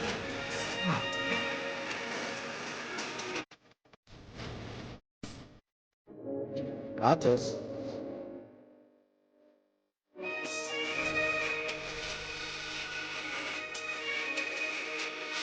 I know Texas had their own song. Dustin's over here messing up my live stream. Nerd. Dustin was calling me a nerd, everybody, on this live stream. Dusty. He said, get you some Tony's chocolate. Dusty, what up, bro? When you streaming, bro? When you streaming, Dusty? Big X to plug. I'm from Atlanta, bro. What I know about Texas? The only time I went to Texas, I've been to Texas about 3 times, though. I've been to Texas 3 times. That's sad. I'm sorry, Texas. All I know about Texas is what Sarah tells me. That's all I know about Texas, whatever Sarah tells me. Right, Sarah? We got Mr. Kenny Monday. He's got 2 athletes going to NCAAs. Shout out to them, man. I got a homie going to NCAA. 184. Good luck to everybody. I think it's not this week. Is it this week? No, Big Ten's this week. These are, I think, the first athletes from Oregon State to go to NCAA. Shout out to them.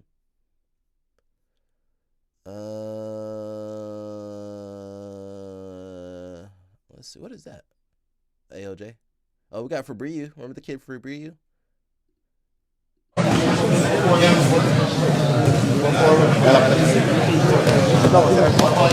Nah, Nah, bro, I don't know what you guys got over there.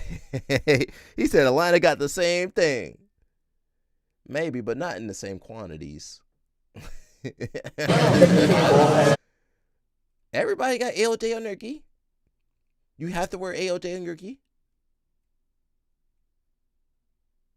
I hate uniforms. I hate uniforms. I'm never wearing a uniform again if I can help it. Baby Sharks. Oh, I think we got Baby Shark rolling too. Let's see. We're just jumping around today, man. I'm gonna send Dustin over there. Now they don't have no big guys over there, to be honest. Yeah, I don't like uniforms, bro. And everybody got the AOJ rash guard on too. You gotta wear a rash guard with AOJ. Your underwear got to say AOJ too. And they're gonna check. Pull your pants down. Let me check your underwear. They don't say AOJ on there. Come on, bro. You gotta wear the rash guard and at least at Alliance you could wear, I think it depends. Some places made you wear the spats and stuff. You could wear whatever rash guard you want. Dusty. And Dusty will come in there with that blue gi. That what color blue you be wearing, Dusty? You gonna come in that blue gi. And they gonna look at Dustin like he crazy, just like this. Dusty gonna come in with the blue gi, knowing full well you can't wear a blue gi over there. That's against Colt policy. Speaking of AOJ, we got Mr. Dan Lukehart. What's up, CP? Mr. Dan Lukehart, I like Dan Lukehart. This is Nolan Stewart's coach. He says, hypothetically, let's say you take a UFC grappling contract, a UFC BJJ. The Fantastic Skis, they don't want no problem with Bernardo. Oh, they're Fanatic Skis. Oh, that's true. Well, Bernardo be paying them. Says, let's say you take a UFC grappling contract. You go out of your element into no-gi, which you aren't bad at, but not a specialist in. This sounds like a lot of people, really. You make some decent money, but not life-changing money. Basically, the same amount of money you make at a normal career job. Yeah. We should just get a regular job at a certain point. Meanwhile, you are not able to compete at majors and lose the ability in your limited prime years to chase an IBJJF World Championship in the gi, or lose out on the ability to collect many world titles and define yourself as an all-time great. Fast forward 15 years, UFC grappling has folded. Probably by next year they might fold. You quickly spent the few thousands of dollars you earned in the same year you earned it, just existing and paying your bills. What do you think is more impactful on your legacy, world champion or champion in the now defunct UFC grappling organization? We've seen this so many times. None of you care who won a premier super fight organization 15 years ago, like Metamoris or something like that. You guys don't care about that stuff. Says, heck, you don't even care from events that took place half that time ago. Does anybody care who the King of King's champion was 7 years ago? King of King's champion. What was that? Oh, ADCC? Whatever, Abu Dhabi. King of Kings? Yeah. Sure, he won $100,000. I'll bet he remembers that. Aside from that money, nobody cares.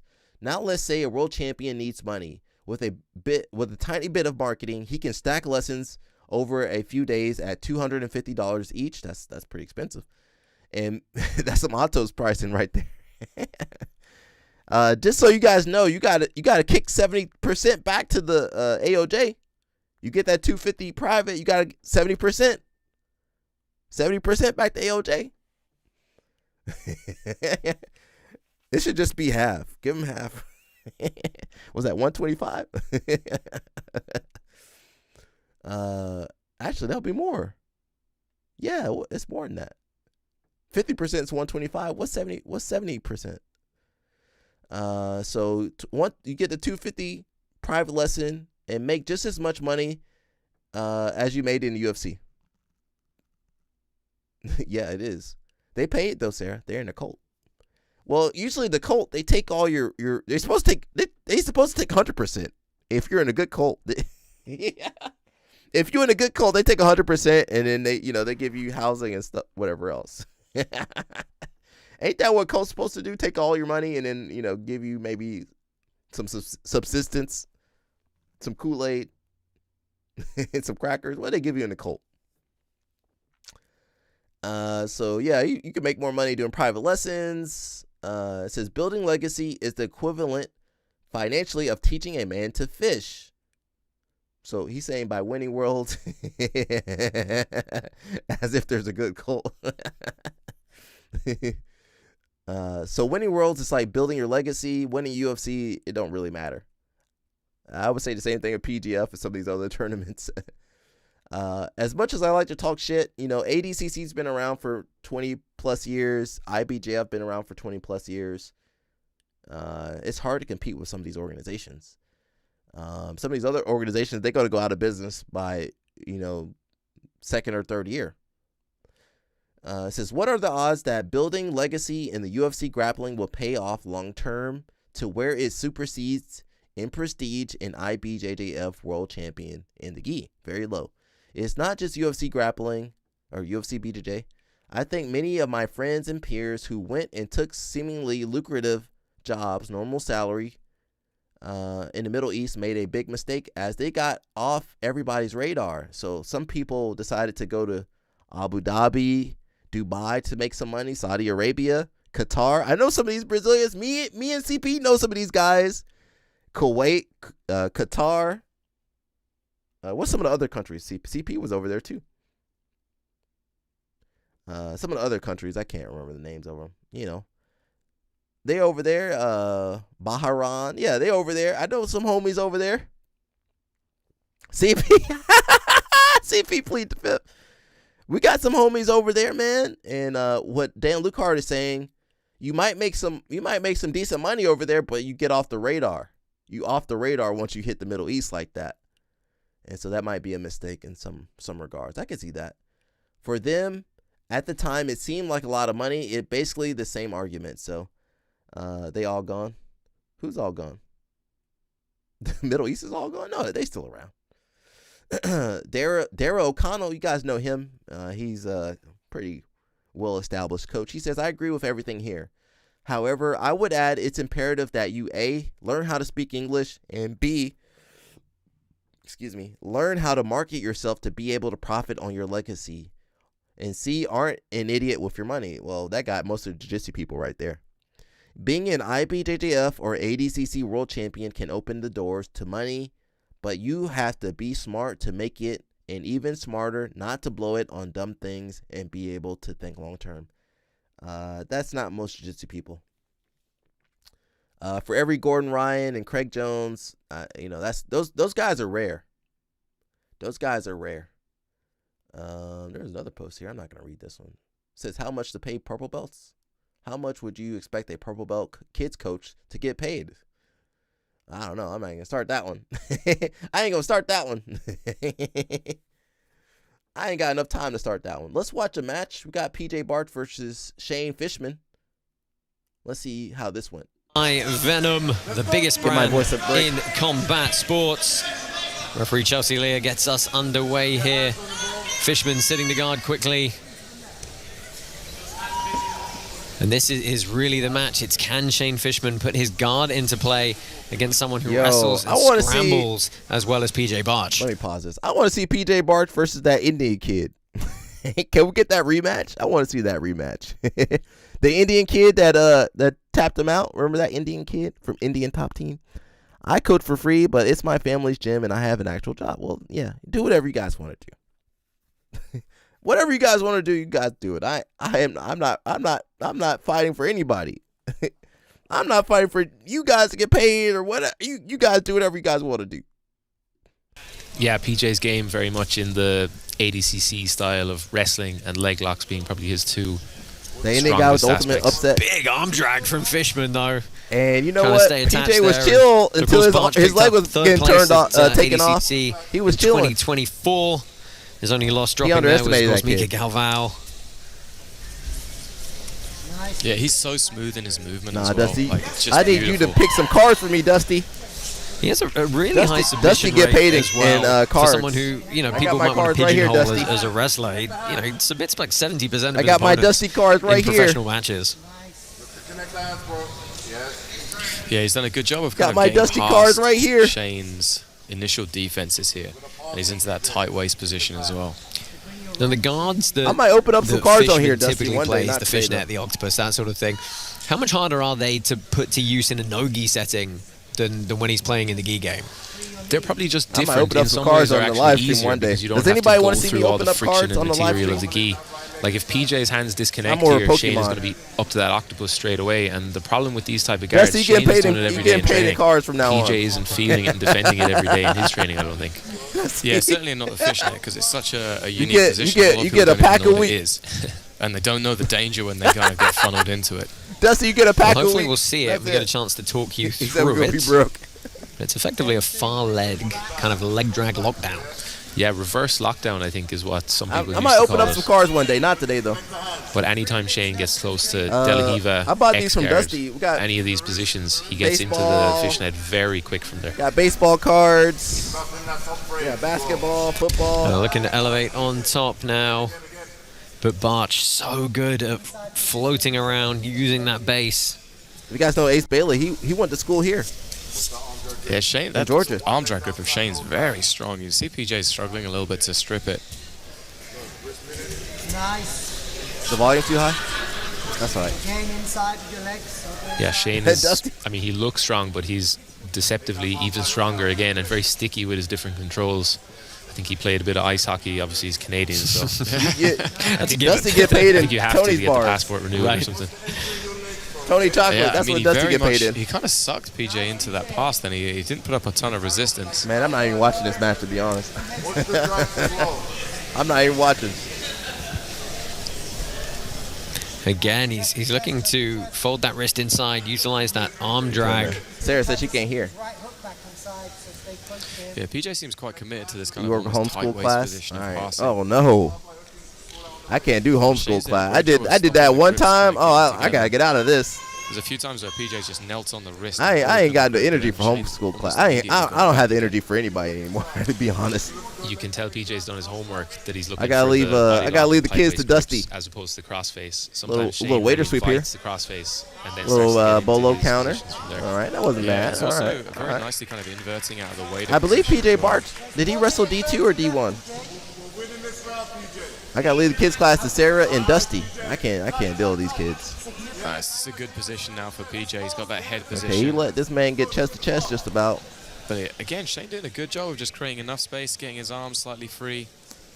As far as I know, Shane Yeah, Fishman PJ's didn't locked really up compete tight, that much. The body lock now. They should have put that You Indian see kid how over hard here, Shane man. is trying to I frame want- away on that that Indian wrist. kid, Slowly that Indian PJ's kid kind of had working PJ his Barch way sweating. further and further up the That body. Indian kid, So that this man perhaps one of the better passing opportunities for remediation PJ Barch now. for yourself. And he's almost Sarah, you need to over learn how to the shrimp mount, out. but What we find techniques do you know, ourselves Sarah? into the deep half. I suspect there might be a Okay, fishnet some deep entry half from here, guard. right? All right, he not looking too It's good kind of right now. almost in the right position. Yeah, anytime you can get underneath. Sarah learned better from the kids. it's on. Like as soon as Sarah, watch now this if you're getting picked crossface on now, by as the soon as kids, I can't help crossface you, slips Sarah. off, then Shane's going to go into attack mode. Yeah, Here we he's go. getting it. I'm imagining Oh, no, Sarah he's getting got him picked out the on. back. That was almost like he went to the octopus to try and get out of the position. Sarah, you want to get paid in Tony's chocolate? It sounds naughty when Dusty says it like that, but it actually is called Tony's chocolate. It is real Barch chocolate, people. It's remains on top here. pony chocolate. It's been a good technical, tactical. Everything first 5 at my gym minutes. is horse themed. PJ is Everything doing a good horse job just themed over always there keeping at one Iron leg in. Horse. He never lets Shane fully get underneath both of his legs. And that's going to do it for the first 5. No Atos. It's real. It is Back real to the chocolate. corners they go, It doesn't guys. sound We'll real. pick a It is real. First stanza. It's real. We promise, Sarah. It's He real. got to It the just better it don't part sound right. positions. He didn't really allow Shane to get anywhere either. Shane didn't really do anything. I mean, By split there on the bottom. I imagine we're going to see another guard pull from Fishman. I think here, looking PJ to Barch try and about make that first 37. grip. He about 37 years. How old is Question PJ will Barch? PJ shoot before a grip? You are familiar with Tony's chocolate? Okay. like PJ was very respectful of that leg grab, despite it not being Nice little arm drag. very aggressive. Uh-oh. PJ almost hurt himself. You're too old to be shooting, bro. Come back up, Can't shoot no not more. Make a full grip. Oh, they do So you IBJF gotta rules? Keep your eyes on your opponent at all times here. This man And he's scared to getting wrestle. That's me when I go with Dusty. getting him to twitch. When I go with Dusty be getting upset because I pull guard. And you guys know Dusty, how much you weigh? 230, 225. I'm pulling guard. Yeah. I'm pulling guard. Dusty 230. I'm pulling guard. What am I supposed to do? Try to wrestle with Dusty? Shane really trying to use that arm drag there. It is a big bite, isn't it? Now he's underneath. Yeah. Fishman done messed up. Okay, he got out. Pummel over the top. Has to abandon that upper body grip. Disgusting. Hey, listen. I'm pulling guard regardless. I ain't gonna let Dusty take me down easily.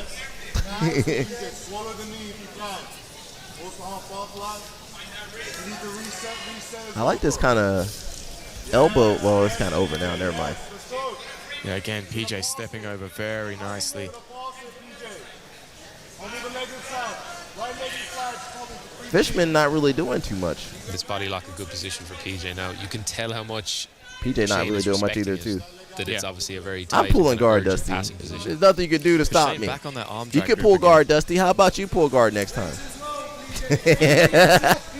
We need Dusty to pull guard. Nice, PJ. Let's go. Pick the pace up. Pick the pace up. 3 minutes, PJ. 3 minutes. Again, Fishman looking to attack this right arm.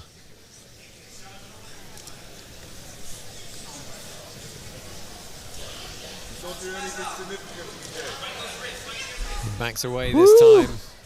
Man, I'm sorry, man. This is boring. Is this the right sort of passing sequence for double for pull? Yeah. All right, take the advantage. Relatively good job. He's shown now, like I said, a lot of Shane's attacks. Dusty he got a decent double guard.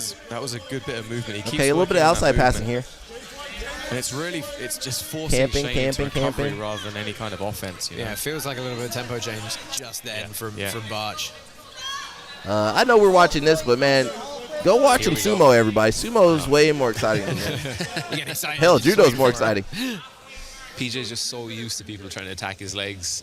Like every competition he's doing, full of leg lockers. Not with that Indian kid. You can see he just uses the crossface combined with that Indian kid had PJ on the rope, bro. Yeah, and what people at home have to realize that as well Indian kid is had that man on the rope. A little bit static. These guys they're gripping, they're pushing, they're pulling. You can't convince us this is exciting. Physical, tiring match. Trying to make us think it's exciting. Have that ain't exciting. The dynamism that you would associate with the exhaustion. And we're over halfway through the match as well. Both guys are starting to get a bit sweaty. It makes some of these positions a bit trickier to control and pull off. Fishman didn't really do much.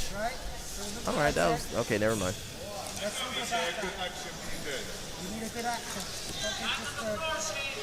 PJ might be slowing down a little bit. Hate to say that. Wrist pin. Shane with a good opportunity to get underneath here. Yeah, PJ again. It looks like he's trying to slide over to the side. Into the waiter now. What's up, Chef Toast? You represent India? Trying to get that shin underneath, I think. He just keeps saying back. PJ just rolling out again. I'll give PJ this, as a wrestler, he does come. These attacks he does go forward. Like every time PJ has to explode out of a Pause position. on me what I was about to say. I was about to say I come mean, forward. He moves PJ's forward. not had the same level of entry that he had in the first round for sure into the pass. Is it one more round? I don't know if I want to watch that. It looks like he's trying to reach up around the back and go to that octopus position. And as you said, this is kind of a, there's unique threats that Fishman presents, and I wonder if it's starting to front good hip switch to try and get by the legs there. I was wondering if it's starting to frustrate Barch a little bit. Yeah, I mean, PJ is a competitor, right? Like he understands what his job is to do. Like he knows, I'm sure he's done a little bit of research on Shane and knows he's kind of dangerous. Inside position. Nice, PJ. Again, locking into that body lock. Maybe jet lag or something. I don't know. Too many peas. He ate too many peas over there in UK. Peas and toast. Beans and toast. That's I think a lot. Beans and toast, whatever the hell they eat over there. Sleeve. Are you Puerto Rican? A little bit more resting. Like PJ's really nice Morena. He does. That's Puerto Rico, right? And his corner is saying, "Don't let him pull for free." I get my that flag is messed what up. happened Puerto Rican, again. bro? So we go back to this left side guard for Fishman. Oh, okay. Yeah, nice head positioning from PJ. You just use the head to block. That's not a Cuban flag, the grip right? of Shane.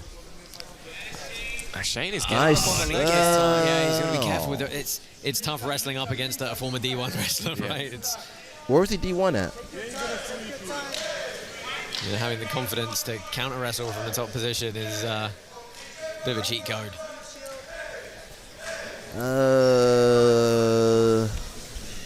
Fellow Rican. Day Chopper. Shane likes to play guard on that left-hand side as well. Yeah. Body lock. Shane did a good job of elevating him there just for a moment, but couldn't get PJ over the top. PJ's balance is very, very good. Just making sure.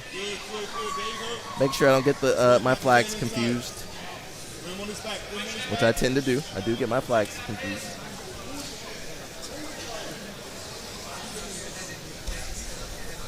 Fishman is definitely into an omoplata, but no. He's definitely had a lot more fatigue on his face. The start of this round, it feels like it's just taking more and more energy for him to execute these moves here. And Bart's starting to flow around here. Puerto Rico. Yeah, scrambles, he's definitely going to have the advantage in.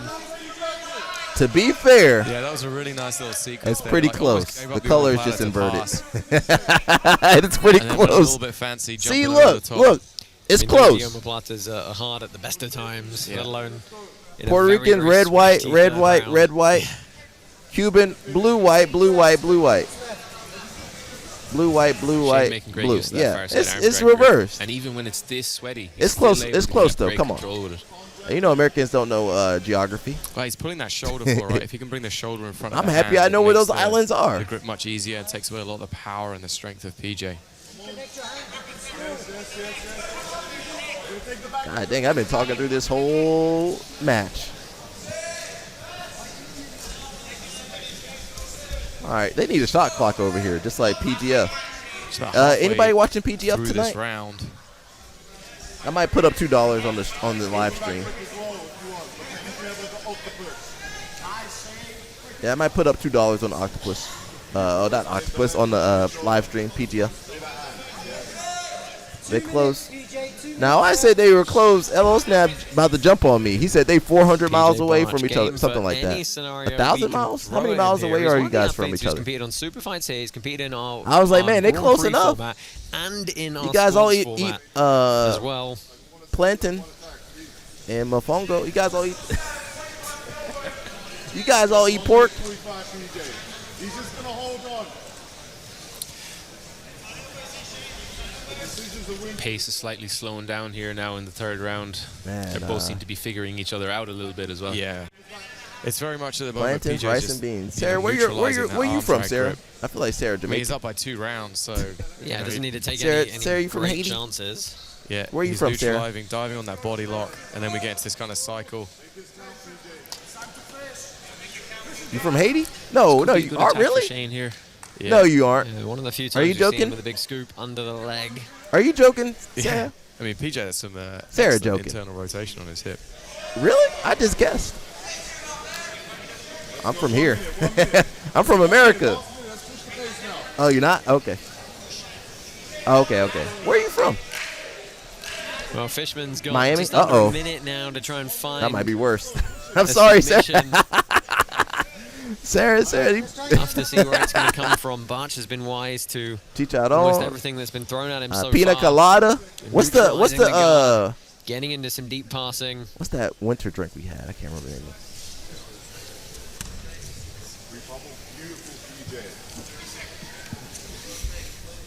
Oh, he got something. For 5 seconds. Again, he finds even a hint. Oh, you're Haitian. See, Sarah, I knew it. The grip out.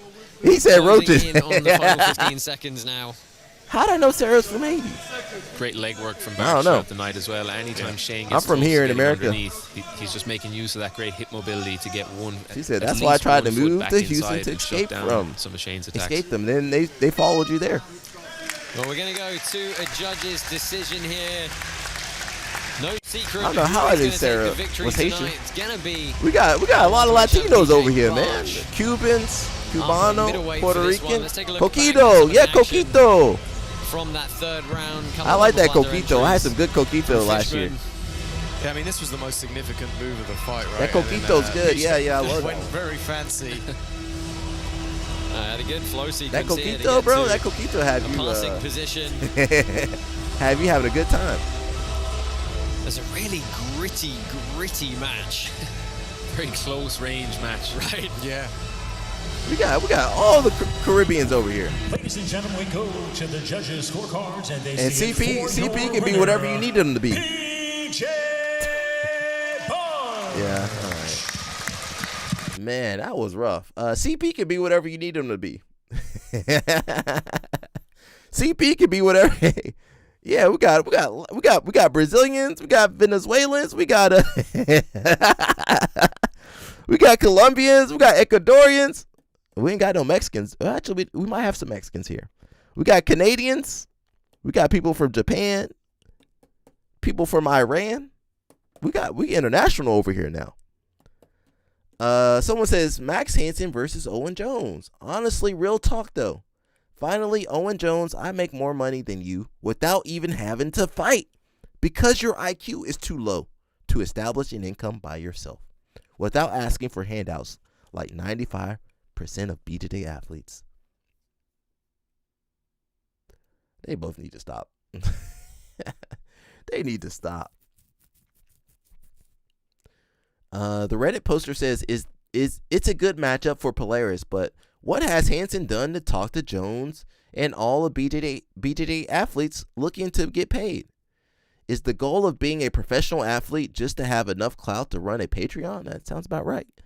Looking very jealous from Max that Owen actually has a personality and fans. Does Owen Jones have personality? He sound like he reminds me of Malfoy from Harry Potter. That's who he remind me of. Listen, Potter. He reminds me of Malfoy from Harry Potter. He reminds me of the bad guy from Harry. Malfoy, he just wasn't competent. You know, he I don't know what he was trying to do. He was just trying to do whatever. He just doing whatever to be cool. Malfoy. He wasn't bad. He wasn't good. He wasn't bad. He was just normal. Well, he wasn't normal though. That's who Owen Jones remind me of.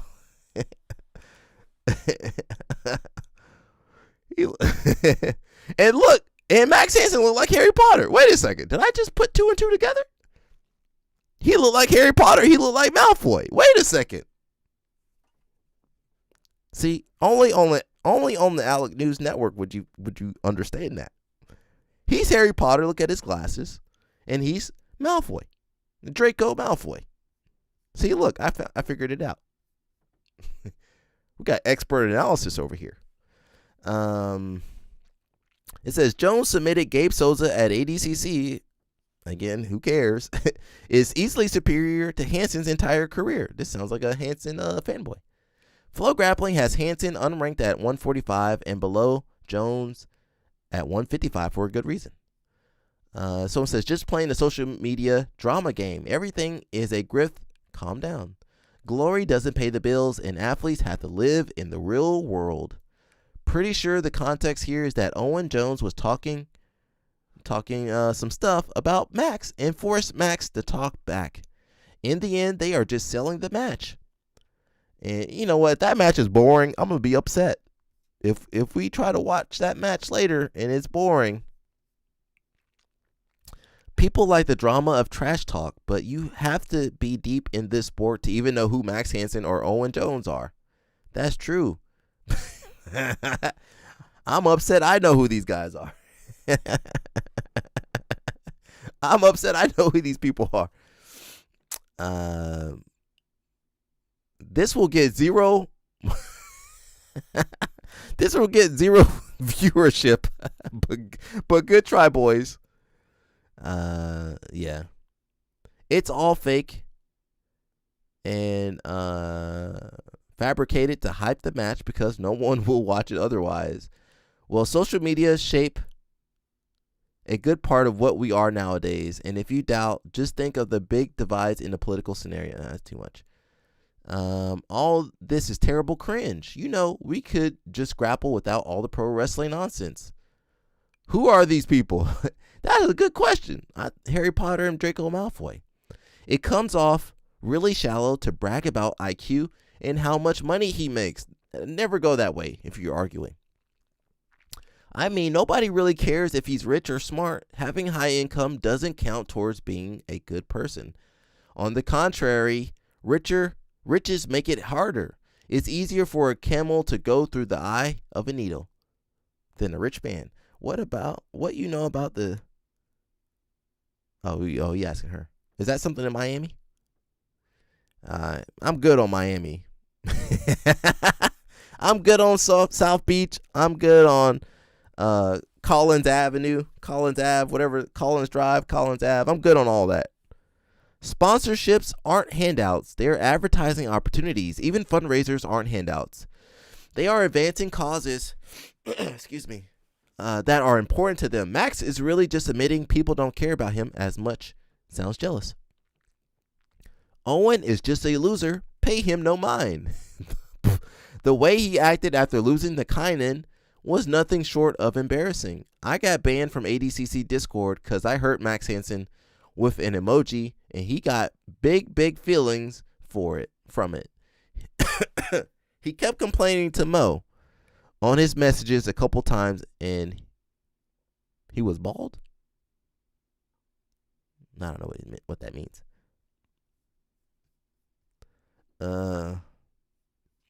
Yeah, I mean, let's watch Baby Shark get wrecked by a judoka. You haven't been to Miami? You ain't missing nothing. We got Baby Shark training with the judo. That's me when I train with judokas.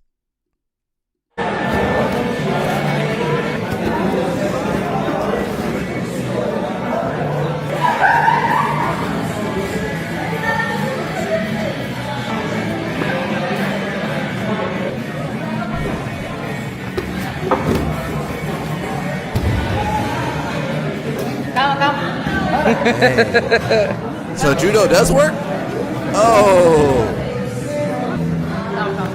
Violations were... Oh.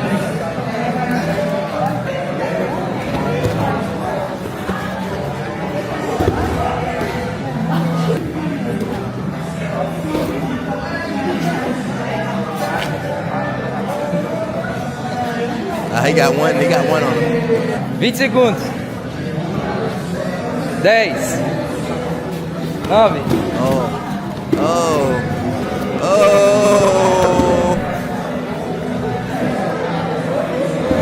30K a year? Who, Baby Shark? Or Max Hansen? Sai comigo. You might not make that much. Tá vendo no final? O cara ganhou aí. Não. Fez a última. A pressa é inimiga da perfeição. Você vê? O joguinho foi feito na pressa. See, that's what Dusty want me to do with... Dusty want me to do that with him. But Dusty, we need to show a picture of Dusty. Let me show a picture of Dusty real fast.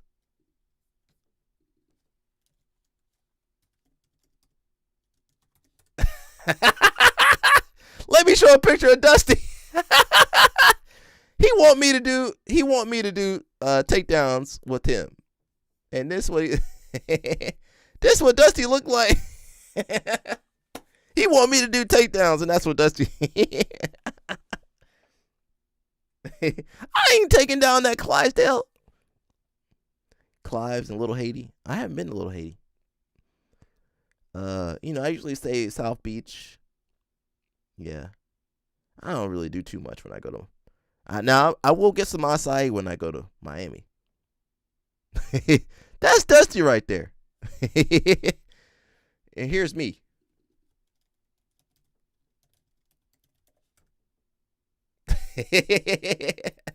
Here's me, my little here's me, Dusty trying to and Dusty be trying to having a Clydesdale jump. That's the pony right there. I bet you he's quick though. He quick. Just make sure the acai ain't $20. Well, yeah, about $16. Sarah says South Beach is gross. Sarah don't like nothing. All right, CCP. He want the Clydesdale to roll with the pony. Was there anything else we had? That was a good little roll. Ele foi de boa comigo, Passei ele. Eu acho. Boa, mesmo jeito no corpo.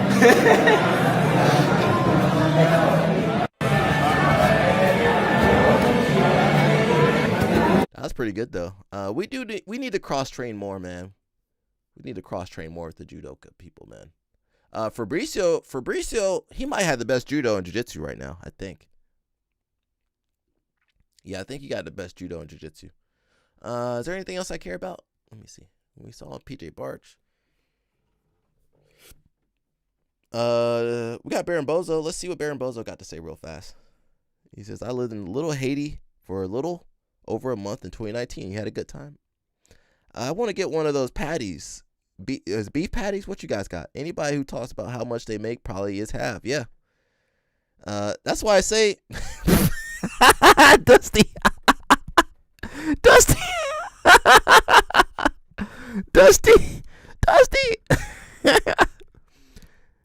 Guys, we be saying the same jokes in real life too. Dusty.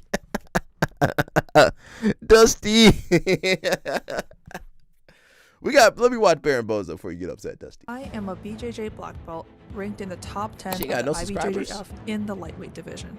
I haven't done a takedown in a BJJ tournament since 2021, and I haven't really trained judo for more than 3 years. Can I win a judo tournament? Man, we can't even do the J Flow. We can't keep up with J Flow. The last time I competed was actually in 2023. At that time, I was a green belt. After that tournament, I was promoted to I know this girl. Go back. I know this girl. I think I know that girl. Is that the girl I know? Maybe I don't know her. Plead the fifth. I was a green belt. My grandmother lived in Little Haiti. I was promoted to blue belt, and since then, I pretty much haven't trained judo at all, trying to focus full-time on jiu-jitsu, especially since at that time, I was a brown belt and looking to compete in the majors such as Europeans, Pans, and Worlds, and I really wanted to do well in those tournaments. And so I really had like this limiting mindset that if I trained or did anything else that wasn't jiu-jitsu and just strength and conditioning for jiu-jitsu, that I would be like wasting my time. So I pretty much just put judo to the side for the past 2 years. I also had like a really fraught relationship with judo. Training judo was very frustrating to me because of the jiu-jitsu rule set. Because my main focus was jiu-jitsu, I found that like the logic that you could train hours and years of your life dedicated to this one sport of judo, learning how to throw somebody and someone can just pull guard on you. So I actually really doubled down on pulling guard, and for almost all of the matches that I've ever won, it's always been from pulling guard. The last takedown I did in the jiu-jitsu tournament was not even a judo throw. It was like an ankle pick in Grappling Industries in like 2021. So it's been a long time since I did stand up competitively. Going into this tournament, my goals were just to do judo techniques or techniques that you would. My advice to her, I would have started with the judo right from the start. As an editor, I would have put the judo in there a little bit. In my past judo tournaments, I did maybe a little highlight, something. I would like kind of like fake pull guard and like get the fight to the ground that way. Just to get the action started, I would start the judo immediately, like right into the judo. Kind of like sacrifice throws that were like a lot of and power then maybe kind of go backwards. But that's just me. You know, from my perspective now looking back. So I really wanted to show that, you know, I actually did know some of like actual judo and that I wasn't just like walking into the sport and not respecting it. I do think I was able to do that. So here is a breakdown of my matches. So my first match was against this yellow belt in judo and a blue belt in jiu-jitsu. So she should have started. I was definitely caught a little bit off guard. My editor brain's on. She should have started right. She should have just got right into it. She should have got Dusty, calm down, Dusty. She should have got right into it. That's where I would have cut all that beginning out, or maybe moved it somewhere else. I would have started right with this, right with the judo part, with the commentary, whatever. She should have started right there, and then she could have gone backwards and then back to the present. But she knew on YouTube, it takes time to get that. Because they didn't have a mat number for us, and so I was just watching. They got the Brazilian colors, green and yellow. I saw my name on the board, so I definitely feel like I was a little bit behind. Yeah, it's not good for the rest of your body, though. Eventually, I was able to get this cross collar switch to a left-handed grip, and then used the left-handed grip to get that cross sleeve grip on her left side, which allowed me to get the over the back grip with my right hand and hit a nice sumigaishi. I really love the sumigaishi as a counter to the single leg, which obviously doesn't happen in judo, so I was glad to hit this version of it, which I think is a little bit more proactive and less of a reaction to what your opponent is doing. My second opponent was quite tough. She's a blue belt in judo and a purple belt in jiu-jitsu.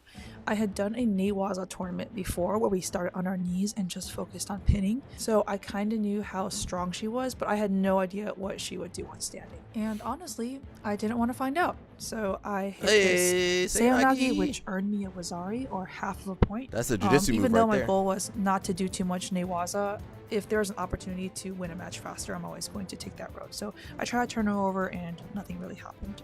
Another general principle that I like to adhere to while competing she beat is a white belt, if but, something works one time in the beginning of a match, you can probably keep doing that They same can ref thing in their over judo and over, outfit? because it's Was somebody very reffing in their unlikely, judo unless your outfit? opponent is like super high level, that they're going to adopt what you're going to do, right? So I didn't like, see anybody reffing if in my their judo opponent outfit. left Was an he? opening for the seonagi the first time, it's very unlikely she's Man, going this to girl, adopt that's a within the real next white belt. 3 She minutes fighting a jiu-jitsu to black not belt. beat that opening again. Oh, So you I can missed kind it. of I see was that I'm spamming texting these mush. seonagis, and while I'm not getting any points off of them, I am getting pretty far into the entry. Even though the match was going on for a little bit longer, I was feeling pretty good because I think that she was getting to some of her good spots, but she wasn't really moving me, and almost She's every a white time belt. I was ending up You- in a good You a newaza blue belt position in judo off of and a my black belt in throw jiu-jitsu. and That off ain't her fair. throw. Yeah, I mean, we're really going for it here. It was quite a long match. I think it was almost a full 3 Mush, minutes. did I you do did this get a tournament? shido here, Is and this I the tournament think Mush it's did? because their ref thought I was running out I of think Mush did bounds this or tournament. maybe being too defensive, but Could be wrong. you get 3 She got shields 11 or 3 11 to penalties 0. before you're out. So I think it was okay as long as I forced some action, which I tried to do here. Another drop sail, and again, you can see that even though I dropped first, for some reason I am ending up in the top of turtle. So I try this bow and arrow, which is important for later. So let's remember this moment when I'm trying to do a bow and arrow choke. No one stops me. I'm still pass trying out. to choke her. I don't have a good grip on the collar, so the ref stops the action. Okay? There are no shidos. There is no indication that Baron you a couldn't bow tap and that arrow white belt is out? not an allowable move. Since there She is couldn't a tap that brown white belt in out the real division, fast? I kind of assumed that we were going by brown The belt judo, rules. But the let's just judo remember this moment. He's kind of hard This to grip. girl's got, she's got energy. I think Mush did but this she tournament. Mush, came, you did this like tournament? running towards me, and so I was able to hit that final sail for another wazari, which got me the full ippon and the end of the match. She don't even know the scoring. My third match was against this brown belt. I got those little hops going for a little bit of hype. Oh, he is and in as his soon gi. as we All started right. the match, she paces towards me, and I'm able to hit this seonagi and get her into the bottom of turtle, and I roll straight into a bow and arrow. She taps. I feel like she but should be then better at judo. makes Is a that gesture me? that suggests I'm that not she saying feels I'm like good I at shouldn't judo. have I done can at least so. throw a good seonagi So out there. we I can have throw a good little bit seonagi out of there for sure. tussle with the refs And I'm a judo white belt. rule makers, where they discuss whether it's okay to choke someone when you are in a division with a brown belt. So I also Wait, she's a pointed brown to belt? my opponent and I said she's a brown belt. So doesn't that mean we're doing Why is she brown wearing belt white belt? rules? Oh, And then just for she the pointed to me and match. she was like, "She's a blue belt. Shouldn't we be doing blue belt or novice Oh, rules?" and they messed that up. So anyway, I lost the That judo argument gi don't be and moving. I got a You shido or a warning for that. But now I knew Oh, my basically hands- that I had to throw this girl. That's why their grip's and so that much was stronger. my original goal for this judo tournament, as I am here to do judo. Okay, she's And spamming that so, seonagi. I was able to set up She's this spamming that OG or seonagi. inside I trip, agree with it. Create some space, and then as she was coming back in, hit my drop seonagi. She had the So full-on bow and I arrow went up choke to though. that girl and I shook her hand. I said sorry. You got to be able to finish that and bow and then arrow as a jiu-jitsu that black was it. belt. So those were all the Number matches. four, This is just a number local 8, tournament, you know, it's nothing number big, 8 you know. I ranked wouldn't, like, add black this belt to though. my CV or anything, not necessarily or anything. You like number that. 8 It's just, ranked like, black really belt. positive You should be able to experience. finish that. But there are a lot of takeaways that I had from this tournament. The first is that I just love that you can win a match in Okay, 7 Mush seconds. did do I think I that had tournament. 2 All right. matches that were I knew it looked less than 35 similar. seconds, and that's just very rare in jiu-jitsu. You'll see a lot of ippons, like fastest ippons go from like 3 seconds to 10 seconds. I also really like in general that judo penalizes anyone being overly defensive or stalling. Like even I was penalized for being overly defensive in one of my matches. And honestly, when the ref like gave me that Shido, I was like, yeah, that totally makes sense. I'm sorry. I'm not doing positive judo. You know, I'm going to improve on that. In terms of my own performance and how I felt, even though I hadn't trained judo, like pretty much, I trained maybe like 7 or 8 times since last November up to now, which is March. And that's probably the most I've trained in the past 2.5 years. Baron Bozo, I'll edit your videos for you, girl. My overall let me edit your videos respectfully, because I've been training pretty much full time in jiu-jitsu. That's my new pickup line. I'll edit your videos like for you, girl. And gripping, it's not the same technique. I'm a good editor. Like the I think so. Of the possibilities, I feel like some of you might not agree improved. And so I felt like when I approached the competition mats, I was definitely a better competitor than I was 3 years ago. So that gave me some confidence. I would have cut a lot of this video. You know, keep training in judo. It was only 8 minutes. Maybe even compete some more and see where I can take that. I would have made it shorter. Well, I don't know. Last video, and then we're gonna dip. It says, "Stop getting thrown in judo and BJJ. Simple defense principles." Go left side, like this. Yeah, very risky. I escape right side. This. I get stuck. I can't extend my arm. I go back and keep distance and extend arm.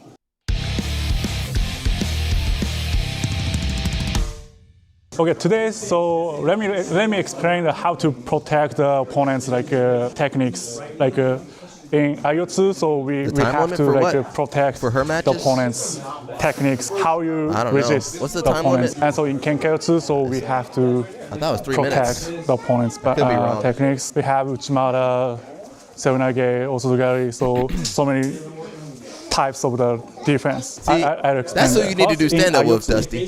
So Aiotsu is a righty or like a lefty, like this. Well, so usually, she's better. I think she's better at editing on close to the short opponent's form, right like leg Instagram. and my right leg. So opponents tend to like do osozugari, kochigari because so it's too close. So that's why. So I have to care about right leg.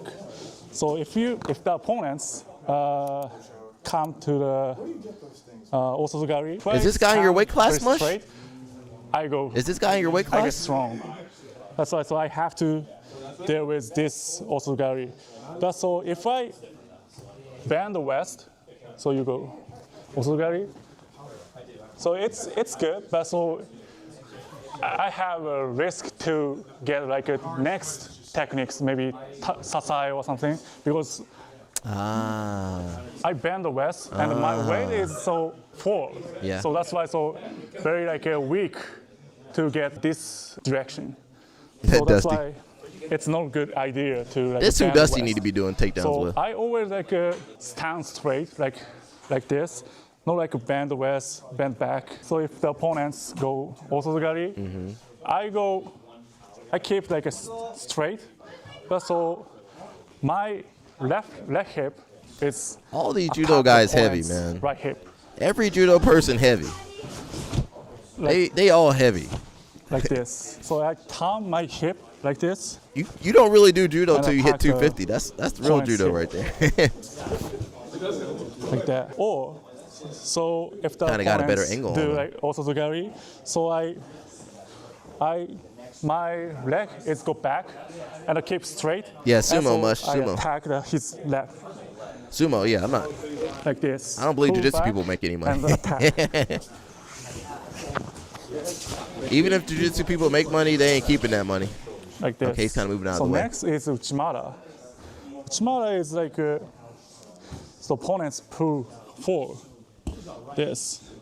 But so if I go back, lean back like this, the opponents can fake, and so maybe kochi, ochi, Oh, something. yeah. You didn't know you could win by pin standing chopper? Yeah, if you hold them down. I forget what the name of it is. So that's why. So I don't like lean back. It's hard to submit in that time limit. So I always like keep hips low like this, and so if the opponents like hooked my leg, well, they give you. lift my I leg. think it depends on what you're doing. If I lift the leg, Yeah, it depends on what you have. So it's So if you have an risky. arm bar or something, but if maybe you're taking, the if you don't have the opponents submission, they're gonna hit let the you up something. in like So this, 10 seconds or something and like so that. maybe 20 seconds. He changed the kochigari, and so very risky. So that's why. So I don't lift my left leg. Or maybe so I always use my left hip. There. So man, we ain't taking that man down. Go Uchimata. I'm gonna hurt my back trying to take that man down. His leg. He looked 260 right there. Like this. How much you think that guy weigh? Like this. Man, if I do none of them. I'm pulling guard. I'm doing Tomai Nage or Sumagaishi. Those are two techniques. If I bend, if I lean back, you get limited ground time for Newaza before they stand you up, but it depends on the action. So that's why. Same as Uchimata, keep hips low, and so I don't follow them, and so do seoi like this, and then so I use my left hand, so push the opponent's back like this.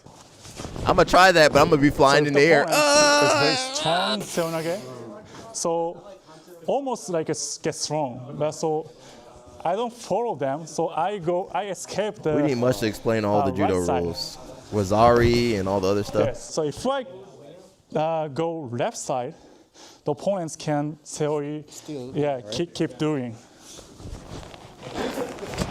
like that. Yeah, very risky. So that's why. So I go right side. Don't follow them, and so I keep hips low. In Kenketsu is like righty lefty. So I'm a righty, but so he's righty, so I'm gonna be like a lefty. The opponents do Uchimata, the same as Ayotsu. If he do Uchimata, I don't lift my right leg. If I do lift my left leg, so it's very risky. And so my hip is like a rotate, so right side like this, and attack his right hip, and so my left hip. Like this. Rotate my hip. Sorry, I haven't been watching my judo lesson. In Kenketsu, so street fighting. So during street fighting, so the opponents tend to do kataguruma. This is the same as other things. Kataguruma. My keep hips low, and man, we ain't taking that man down. Right hand. So. I ain't shooting no kataguruma on that dude. 260, 270. I don't know how much that guy weighs. You know he heavy. They can throw me. You know that man heavy. If I create space, so now no connection here, so I don't get thrown. So that's why need a space here. So create a space, and I avoid the opponent's kataguruma. So tomoenage. So if I cover the opponents can throw me. So that's why. So I always sit down like this. So keep low hips low, and so if I sit here, so the opponents can extend his leg, and so they can throw me like this. That's me pulling guard. I gotta pull guard. Let me just. Tomonage didn't work. Okay, I'm staying on bottom. It was a time. Throw me. Let me explain how to break the back hand grip maybe. You should have left this for BJJ Fanatics. You should have done a BJJ Fanatics video. Tough to extend my arm here, so I get stuck. But so I keep my hand here, and so I go back, and so I bend the waist, and so create a space here. I don't know if I can do that. And so extend out. Yeah, I think Dusty's still on keep his grip space on me. First. I can use my hand, but so my hand is very weak. But so my whole body power is very strong. I go back and extend arm and break. I get stuck. I can extend my arm. I go back and keep distance and extend arm. Or maybe sometimes my shoulder. You should have made a DVD for this. Rotate here.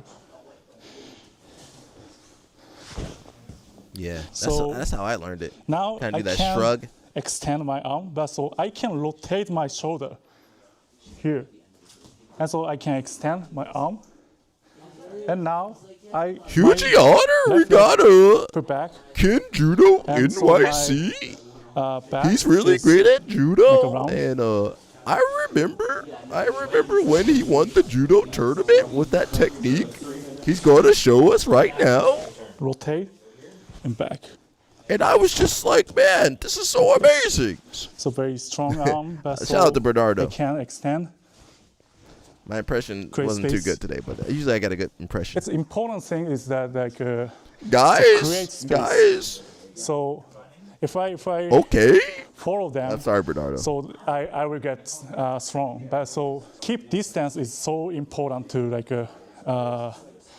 protect opponent's techniques or like so the back grips or something. So like subscribe or leave a comment. All right, maybe so that's why I said we need some editors over here on this YouTube game. We need some editors. I would have edited some of that stuff. Let me see what J Flow doing, and that might be it for me. It says beat basic judo after 40. Let me see what he got to say.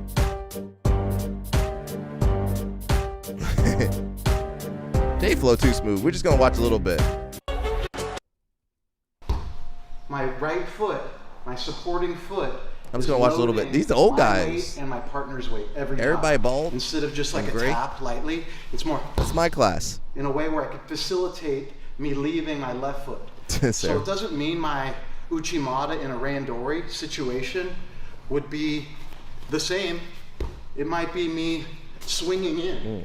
We can't do that, J Flow. We can't do that leg like that. We ain't got the mobility for that, J Flow. But every time He too my smooth. supporting foot is in the same position. He too smooth. So I think it's important to Did you know see how he that floated into when that? I do my fit-ins, you want to have your supporting foot in the position that you're going to be familiar with, where you could control your weight distribution rather than too far out or too far forward. Start or learning on that your half heel, guard knee bar where you end because up of throwing and leaning the dog backwards. bar. So it's about loading your supporting foot correctly. Guys, I blew So this the same guy's with leg OG, out at the back tournament, back and step. I felt really When I bad. do But my we're gonna back make a step, DVD about the It's video almost about the creating technique. like an equilateral triangle between our feet. Bernardo, blow your knee out, and then you're like, you don't feel bad afterwards. You know what? Maybe he didn't mean to hurt me. So it doesn't It mean was an our accident. OG is gonna look like that, perfect back step. Bernardo's so It nice. might be I guess he didn't really mean front step, to shatter my knee, but right? It might be where I J circle, Flow too smooth. right? J Flow, you too Or smooth. That's not circle right, and I bro. reap. Too smooth, So bro.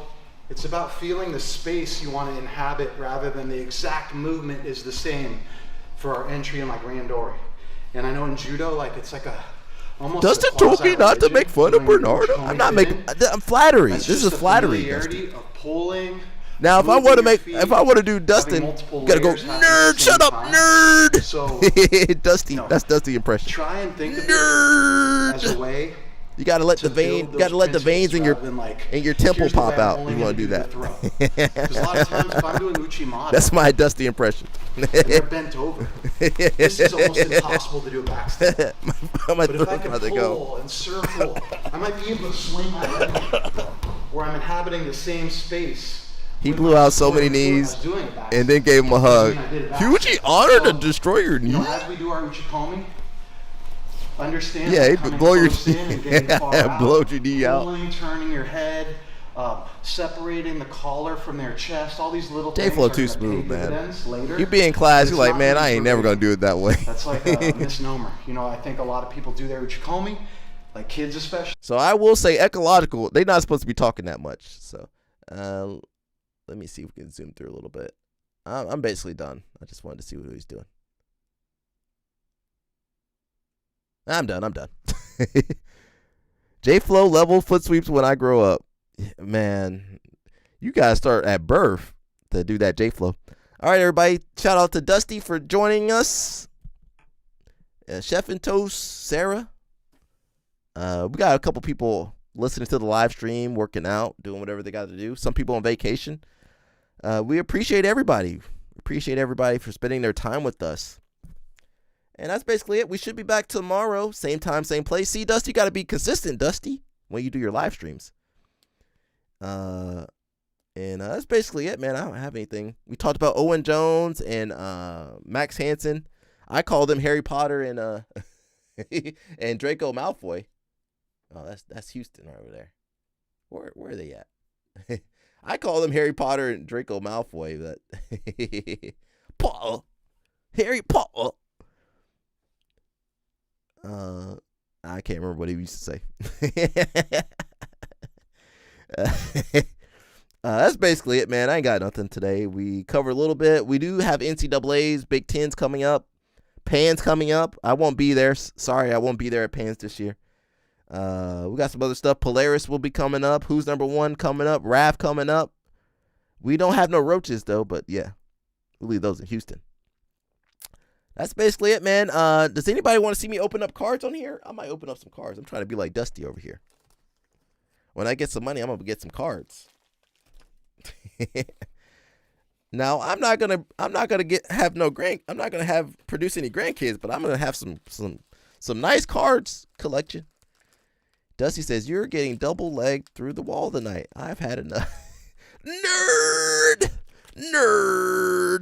Hey, Dusty. Ripping them packs. I just gotta get more money, then I can rip some packs. I spent all my money on Dusty's cards. He gave me some good ones, though. Yeah, I might open up some card. Nah, we do it on a live stream. Hey, that's why I'm going to do it on the live stream. I'm not going to record. I'm already recording. Shout out to everybody. We might get some cards. I do more Pokemon cards, though. Even though I do have, right now I have mostly sports cards. I need Dustin. You guys don't know Dusty, but he got magic fingers. No Atos, no Andre. He got magic fingers. He can pull some good cards. I'm gonna have Dusty pull out my Pokemon cards for me, or pick out my Pokemon packs for me, and pull out a $200,000 card on the live stream. Can you imagine that? Dusty, I'll give you percentage. I'll give you $2.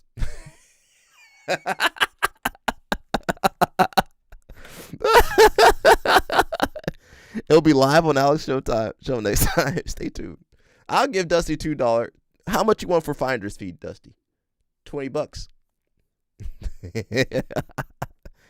I'll make sure to throw some dollars Dusty's way. All right, everybody, that's it for me, man. I'm done. I'm playing my song. I don't think Dusty's heard this song. Have you heard my theme song, Dusty? Should be back tomorrow, same time, same place.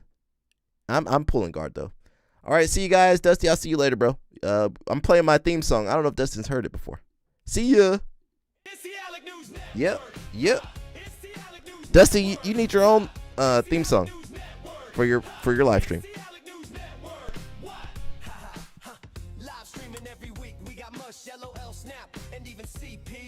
Uncovering the news that you don't see. Doing judo and jiu-jitsu is where you'll find me. Traveling the world, meeting these girls, pleading the fifth. You can't cheat this. We might be ran through, but we'll never give up on you.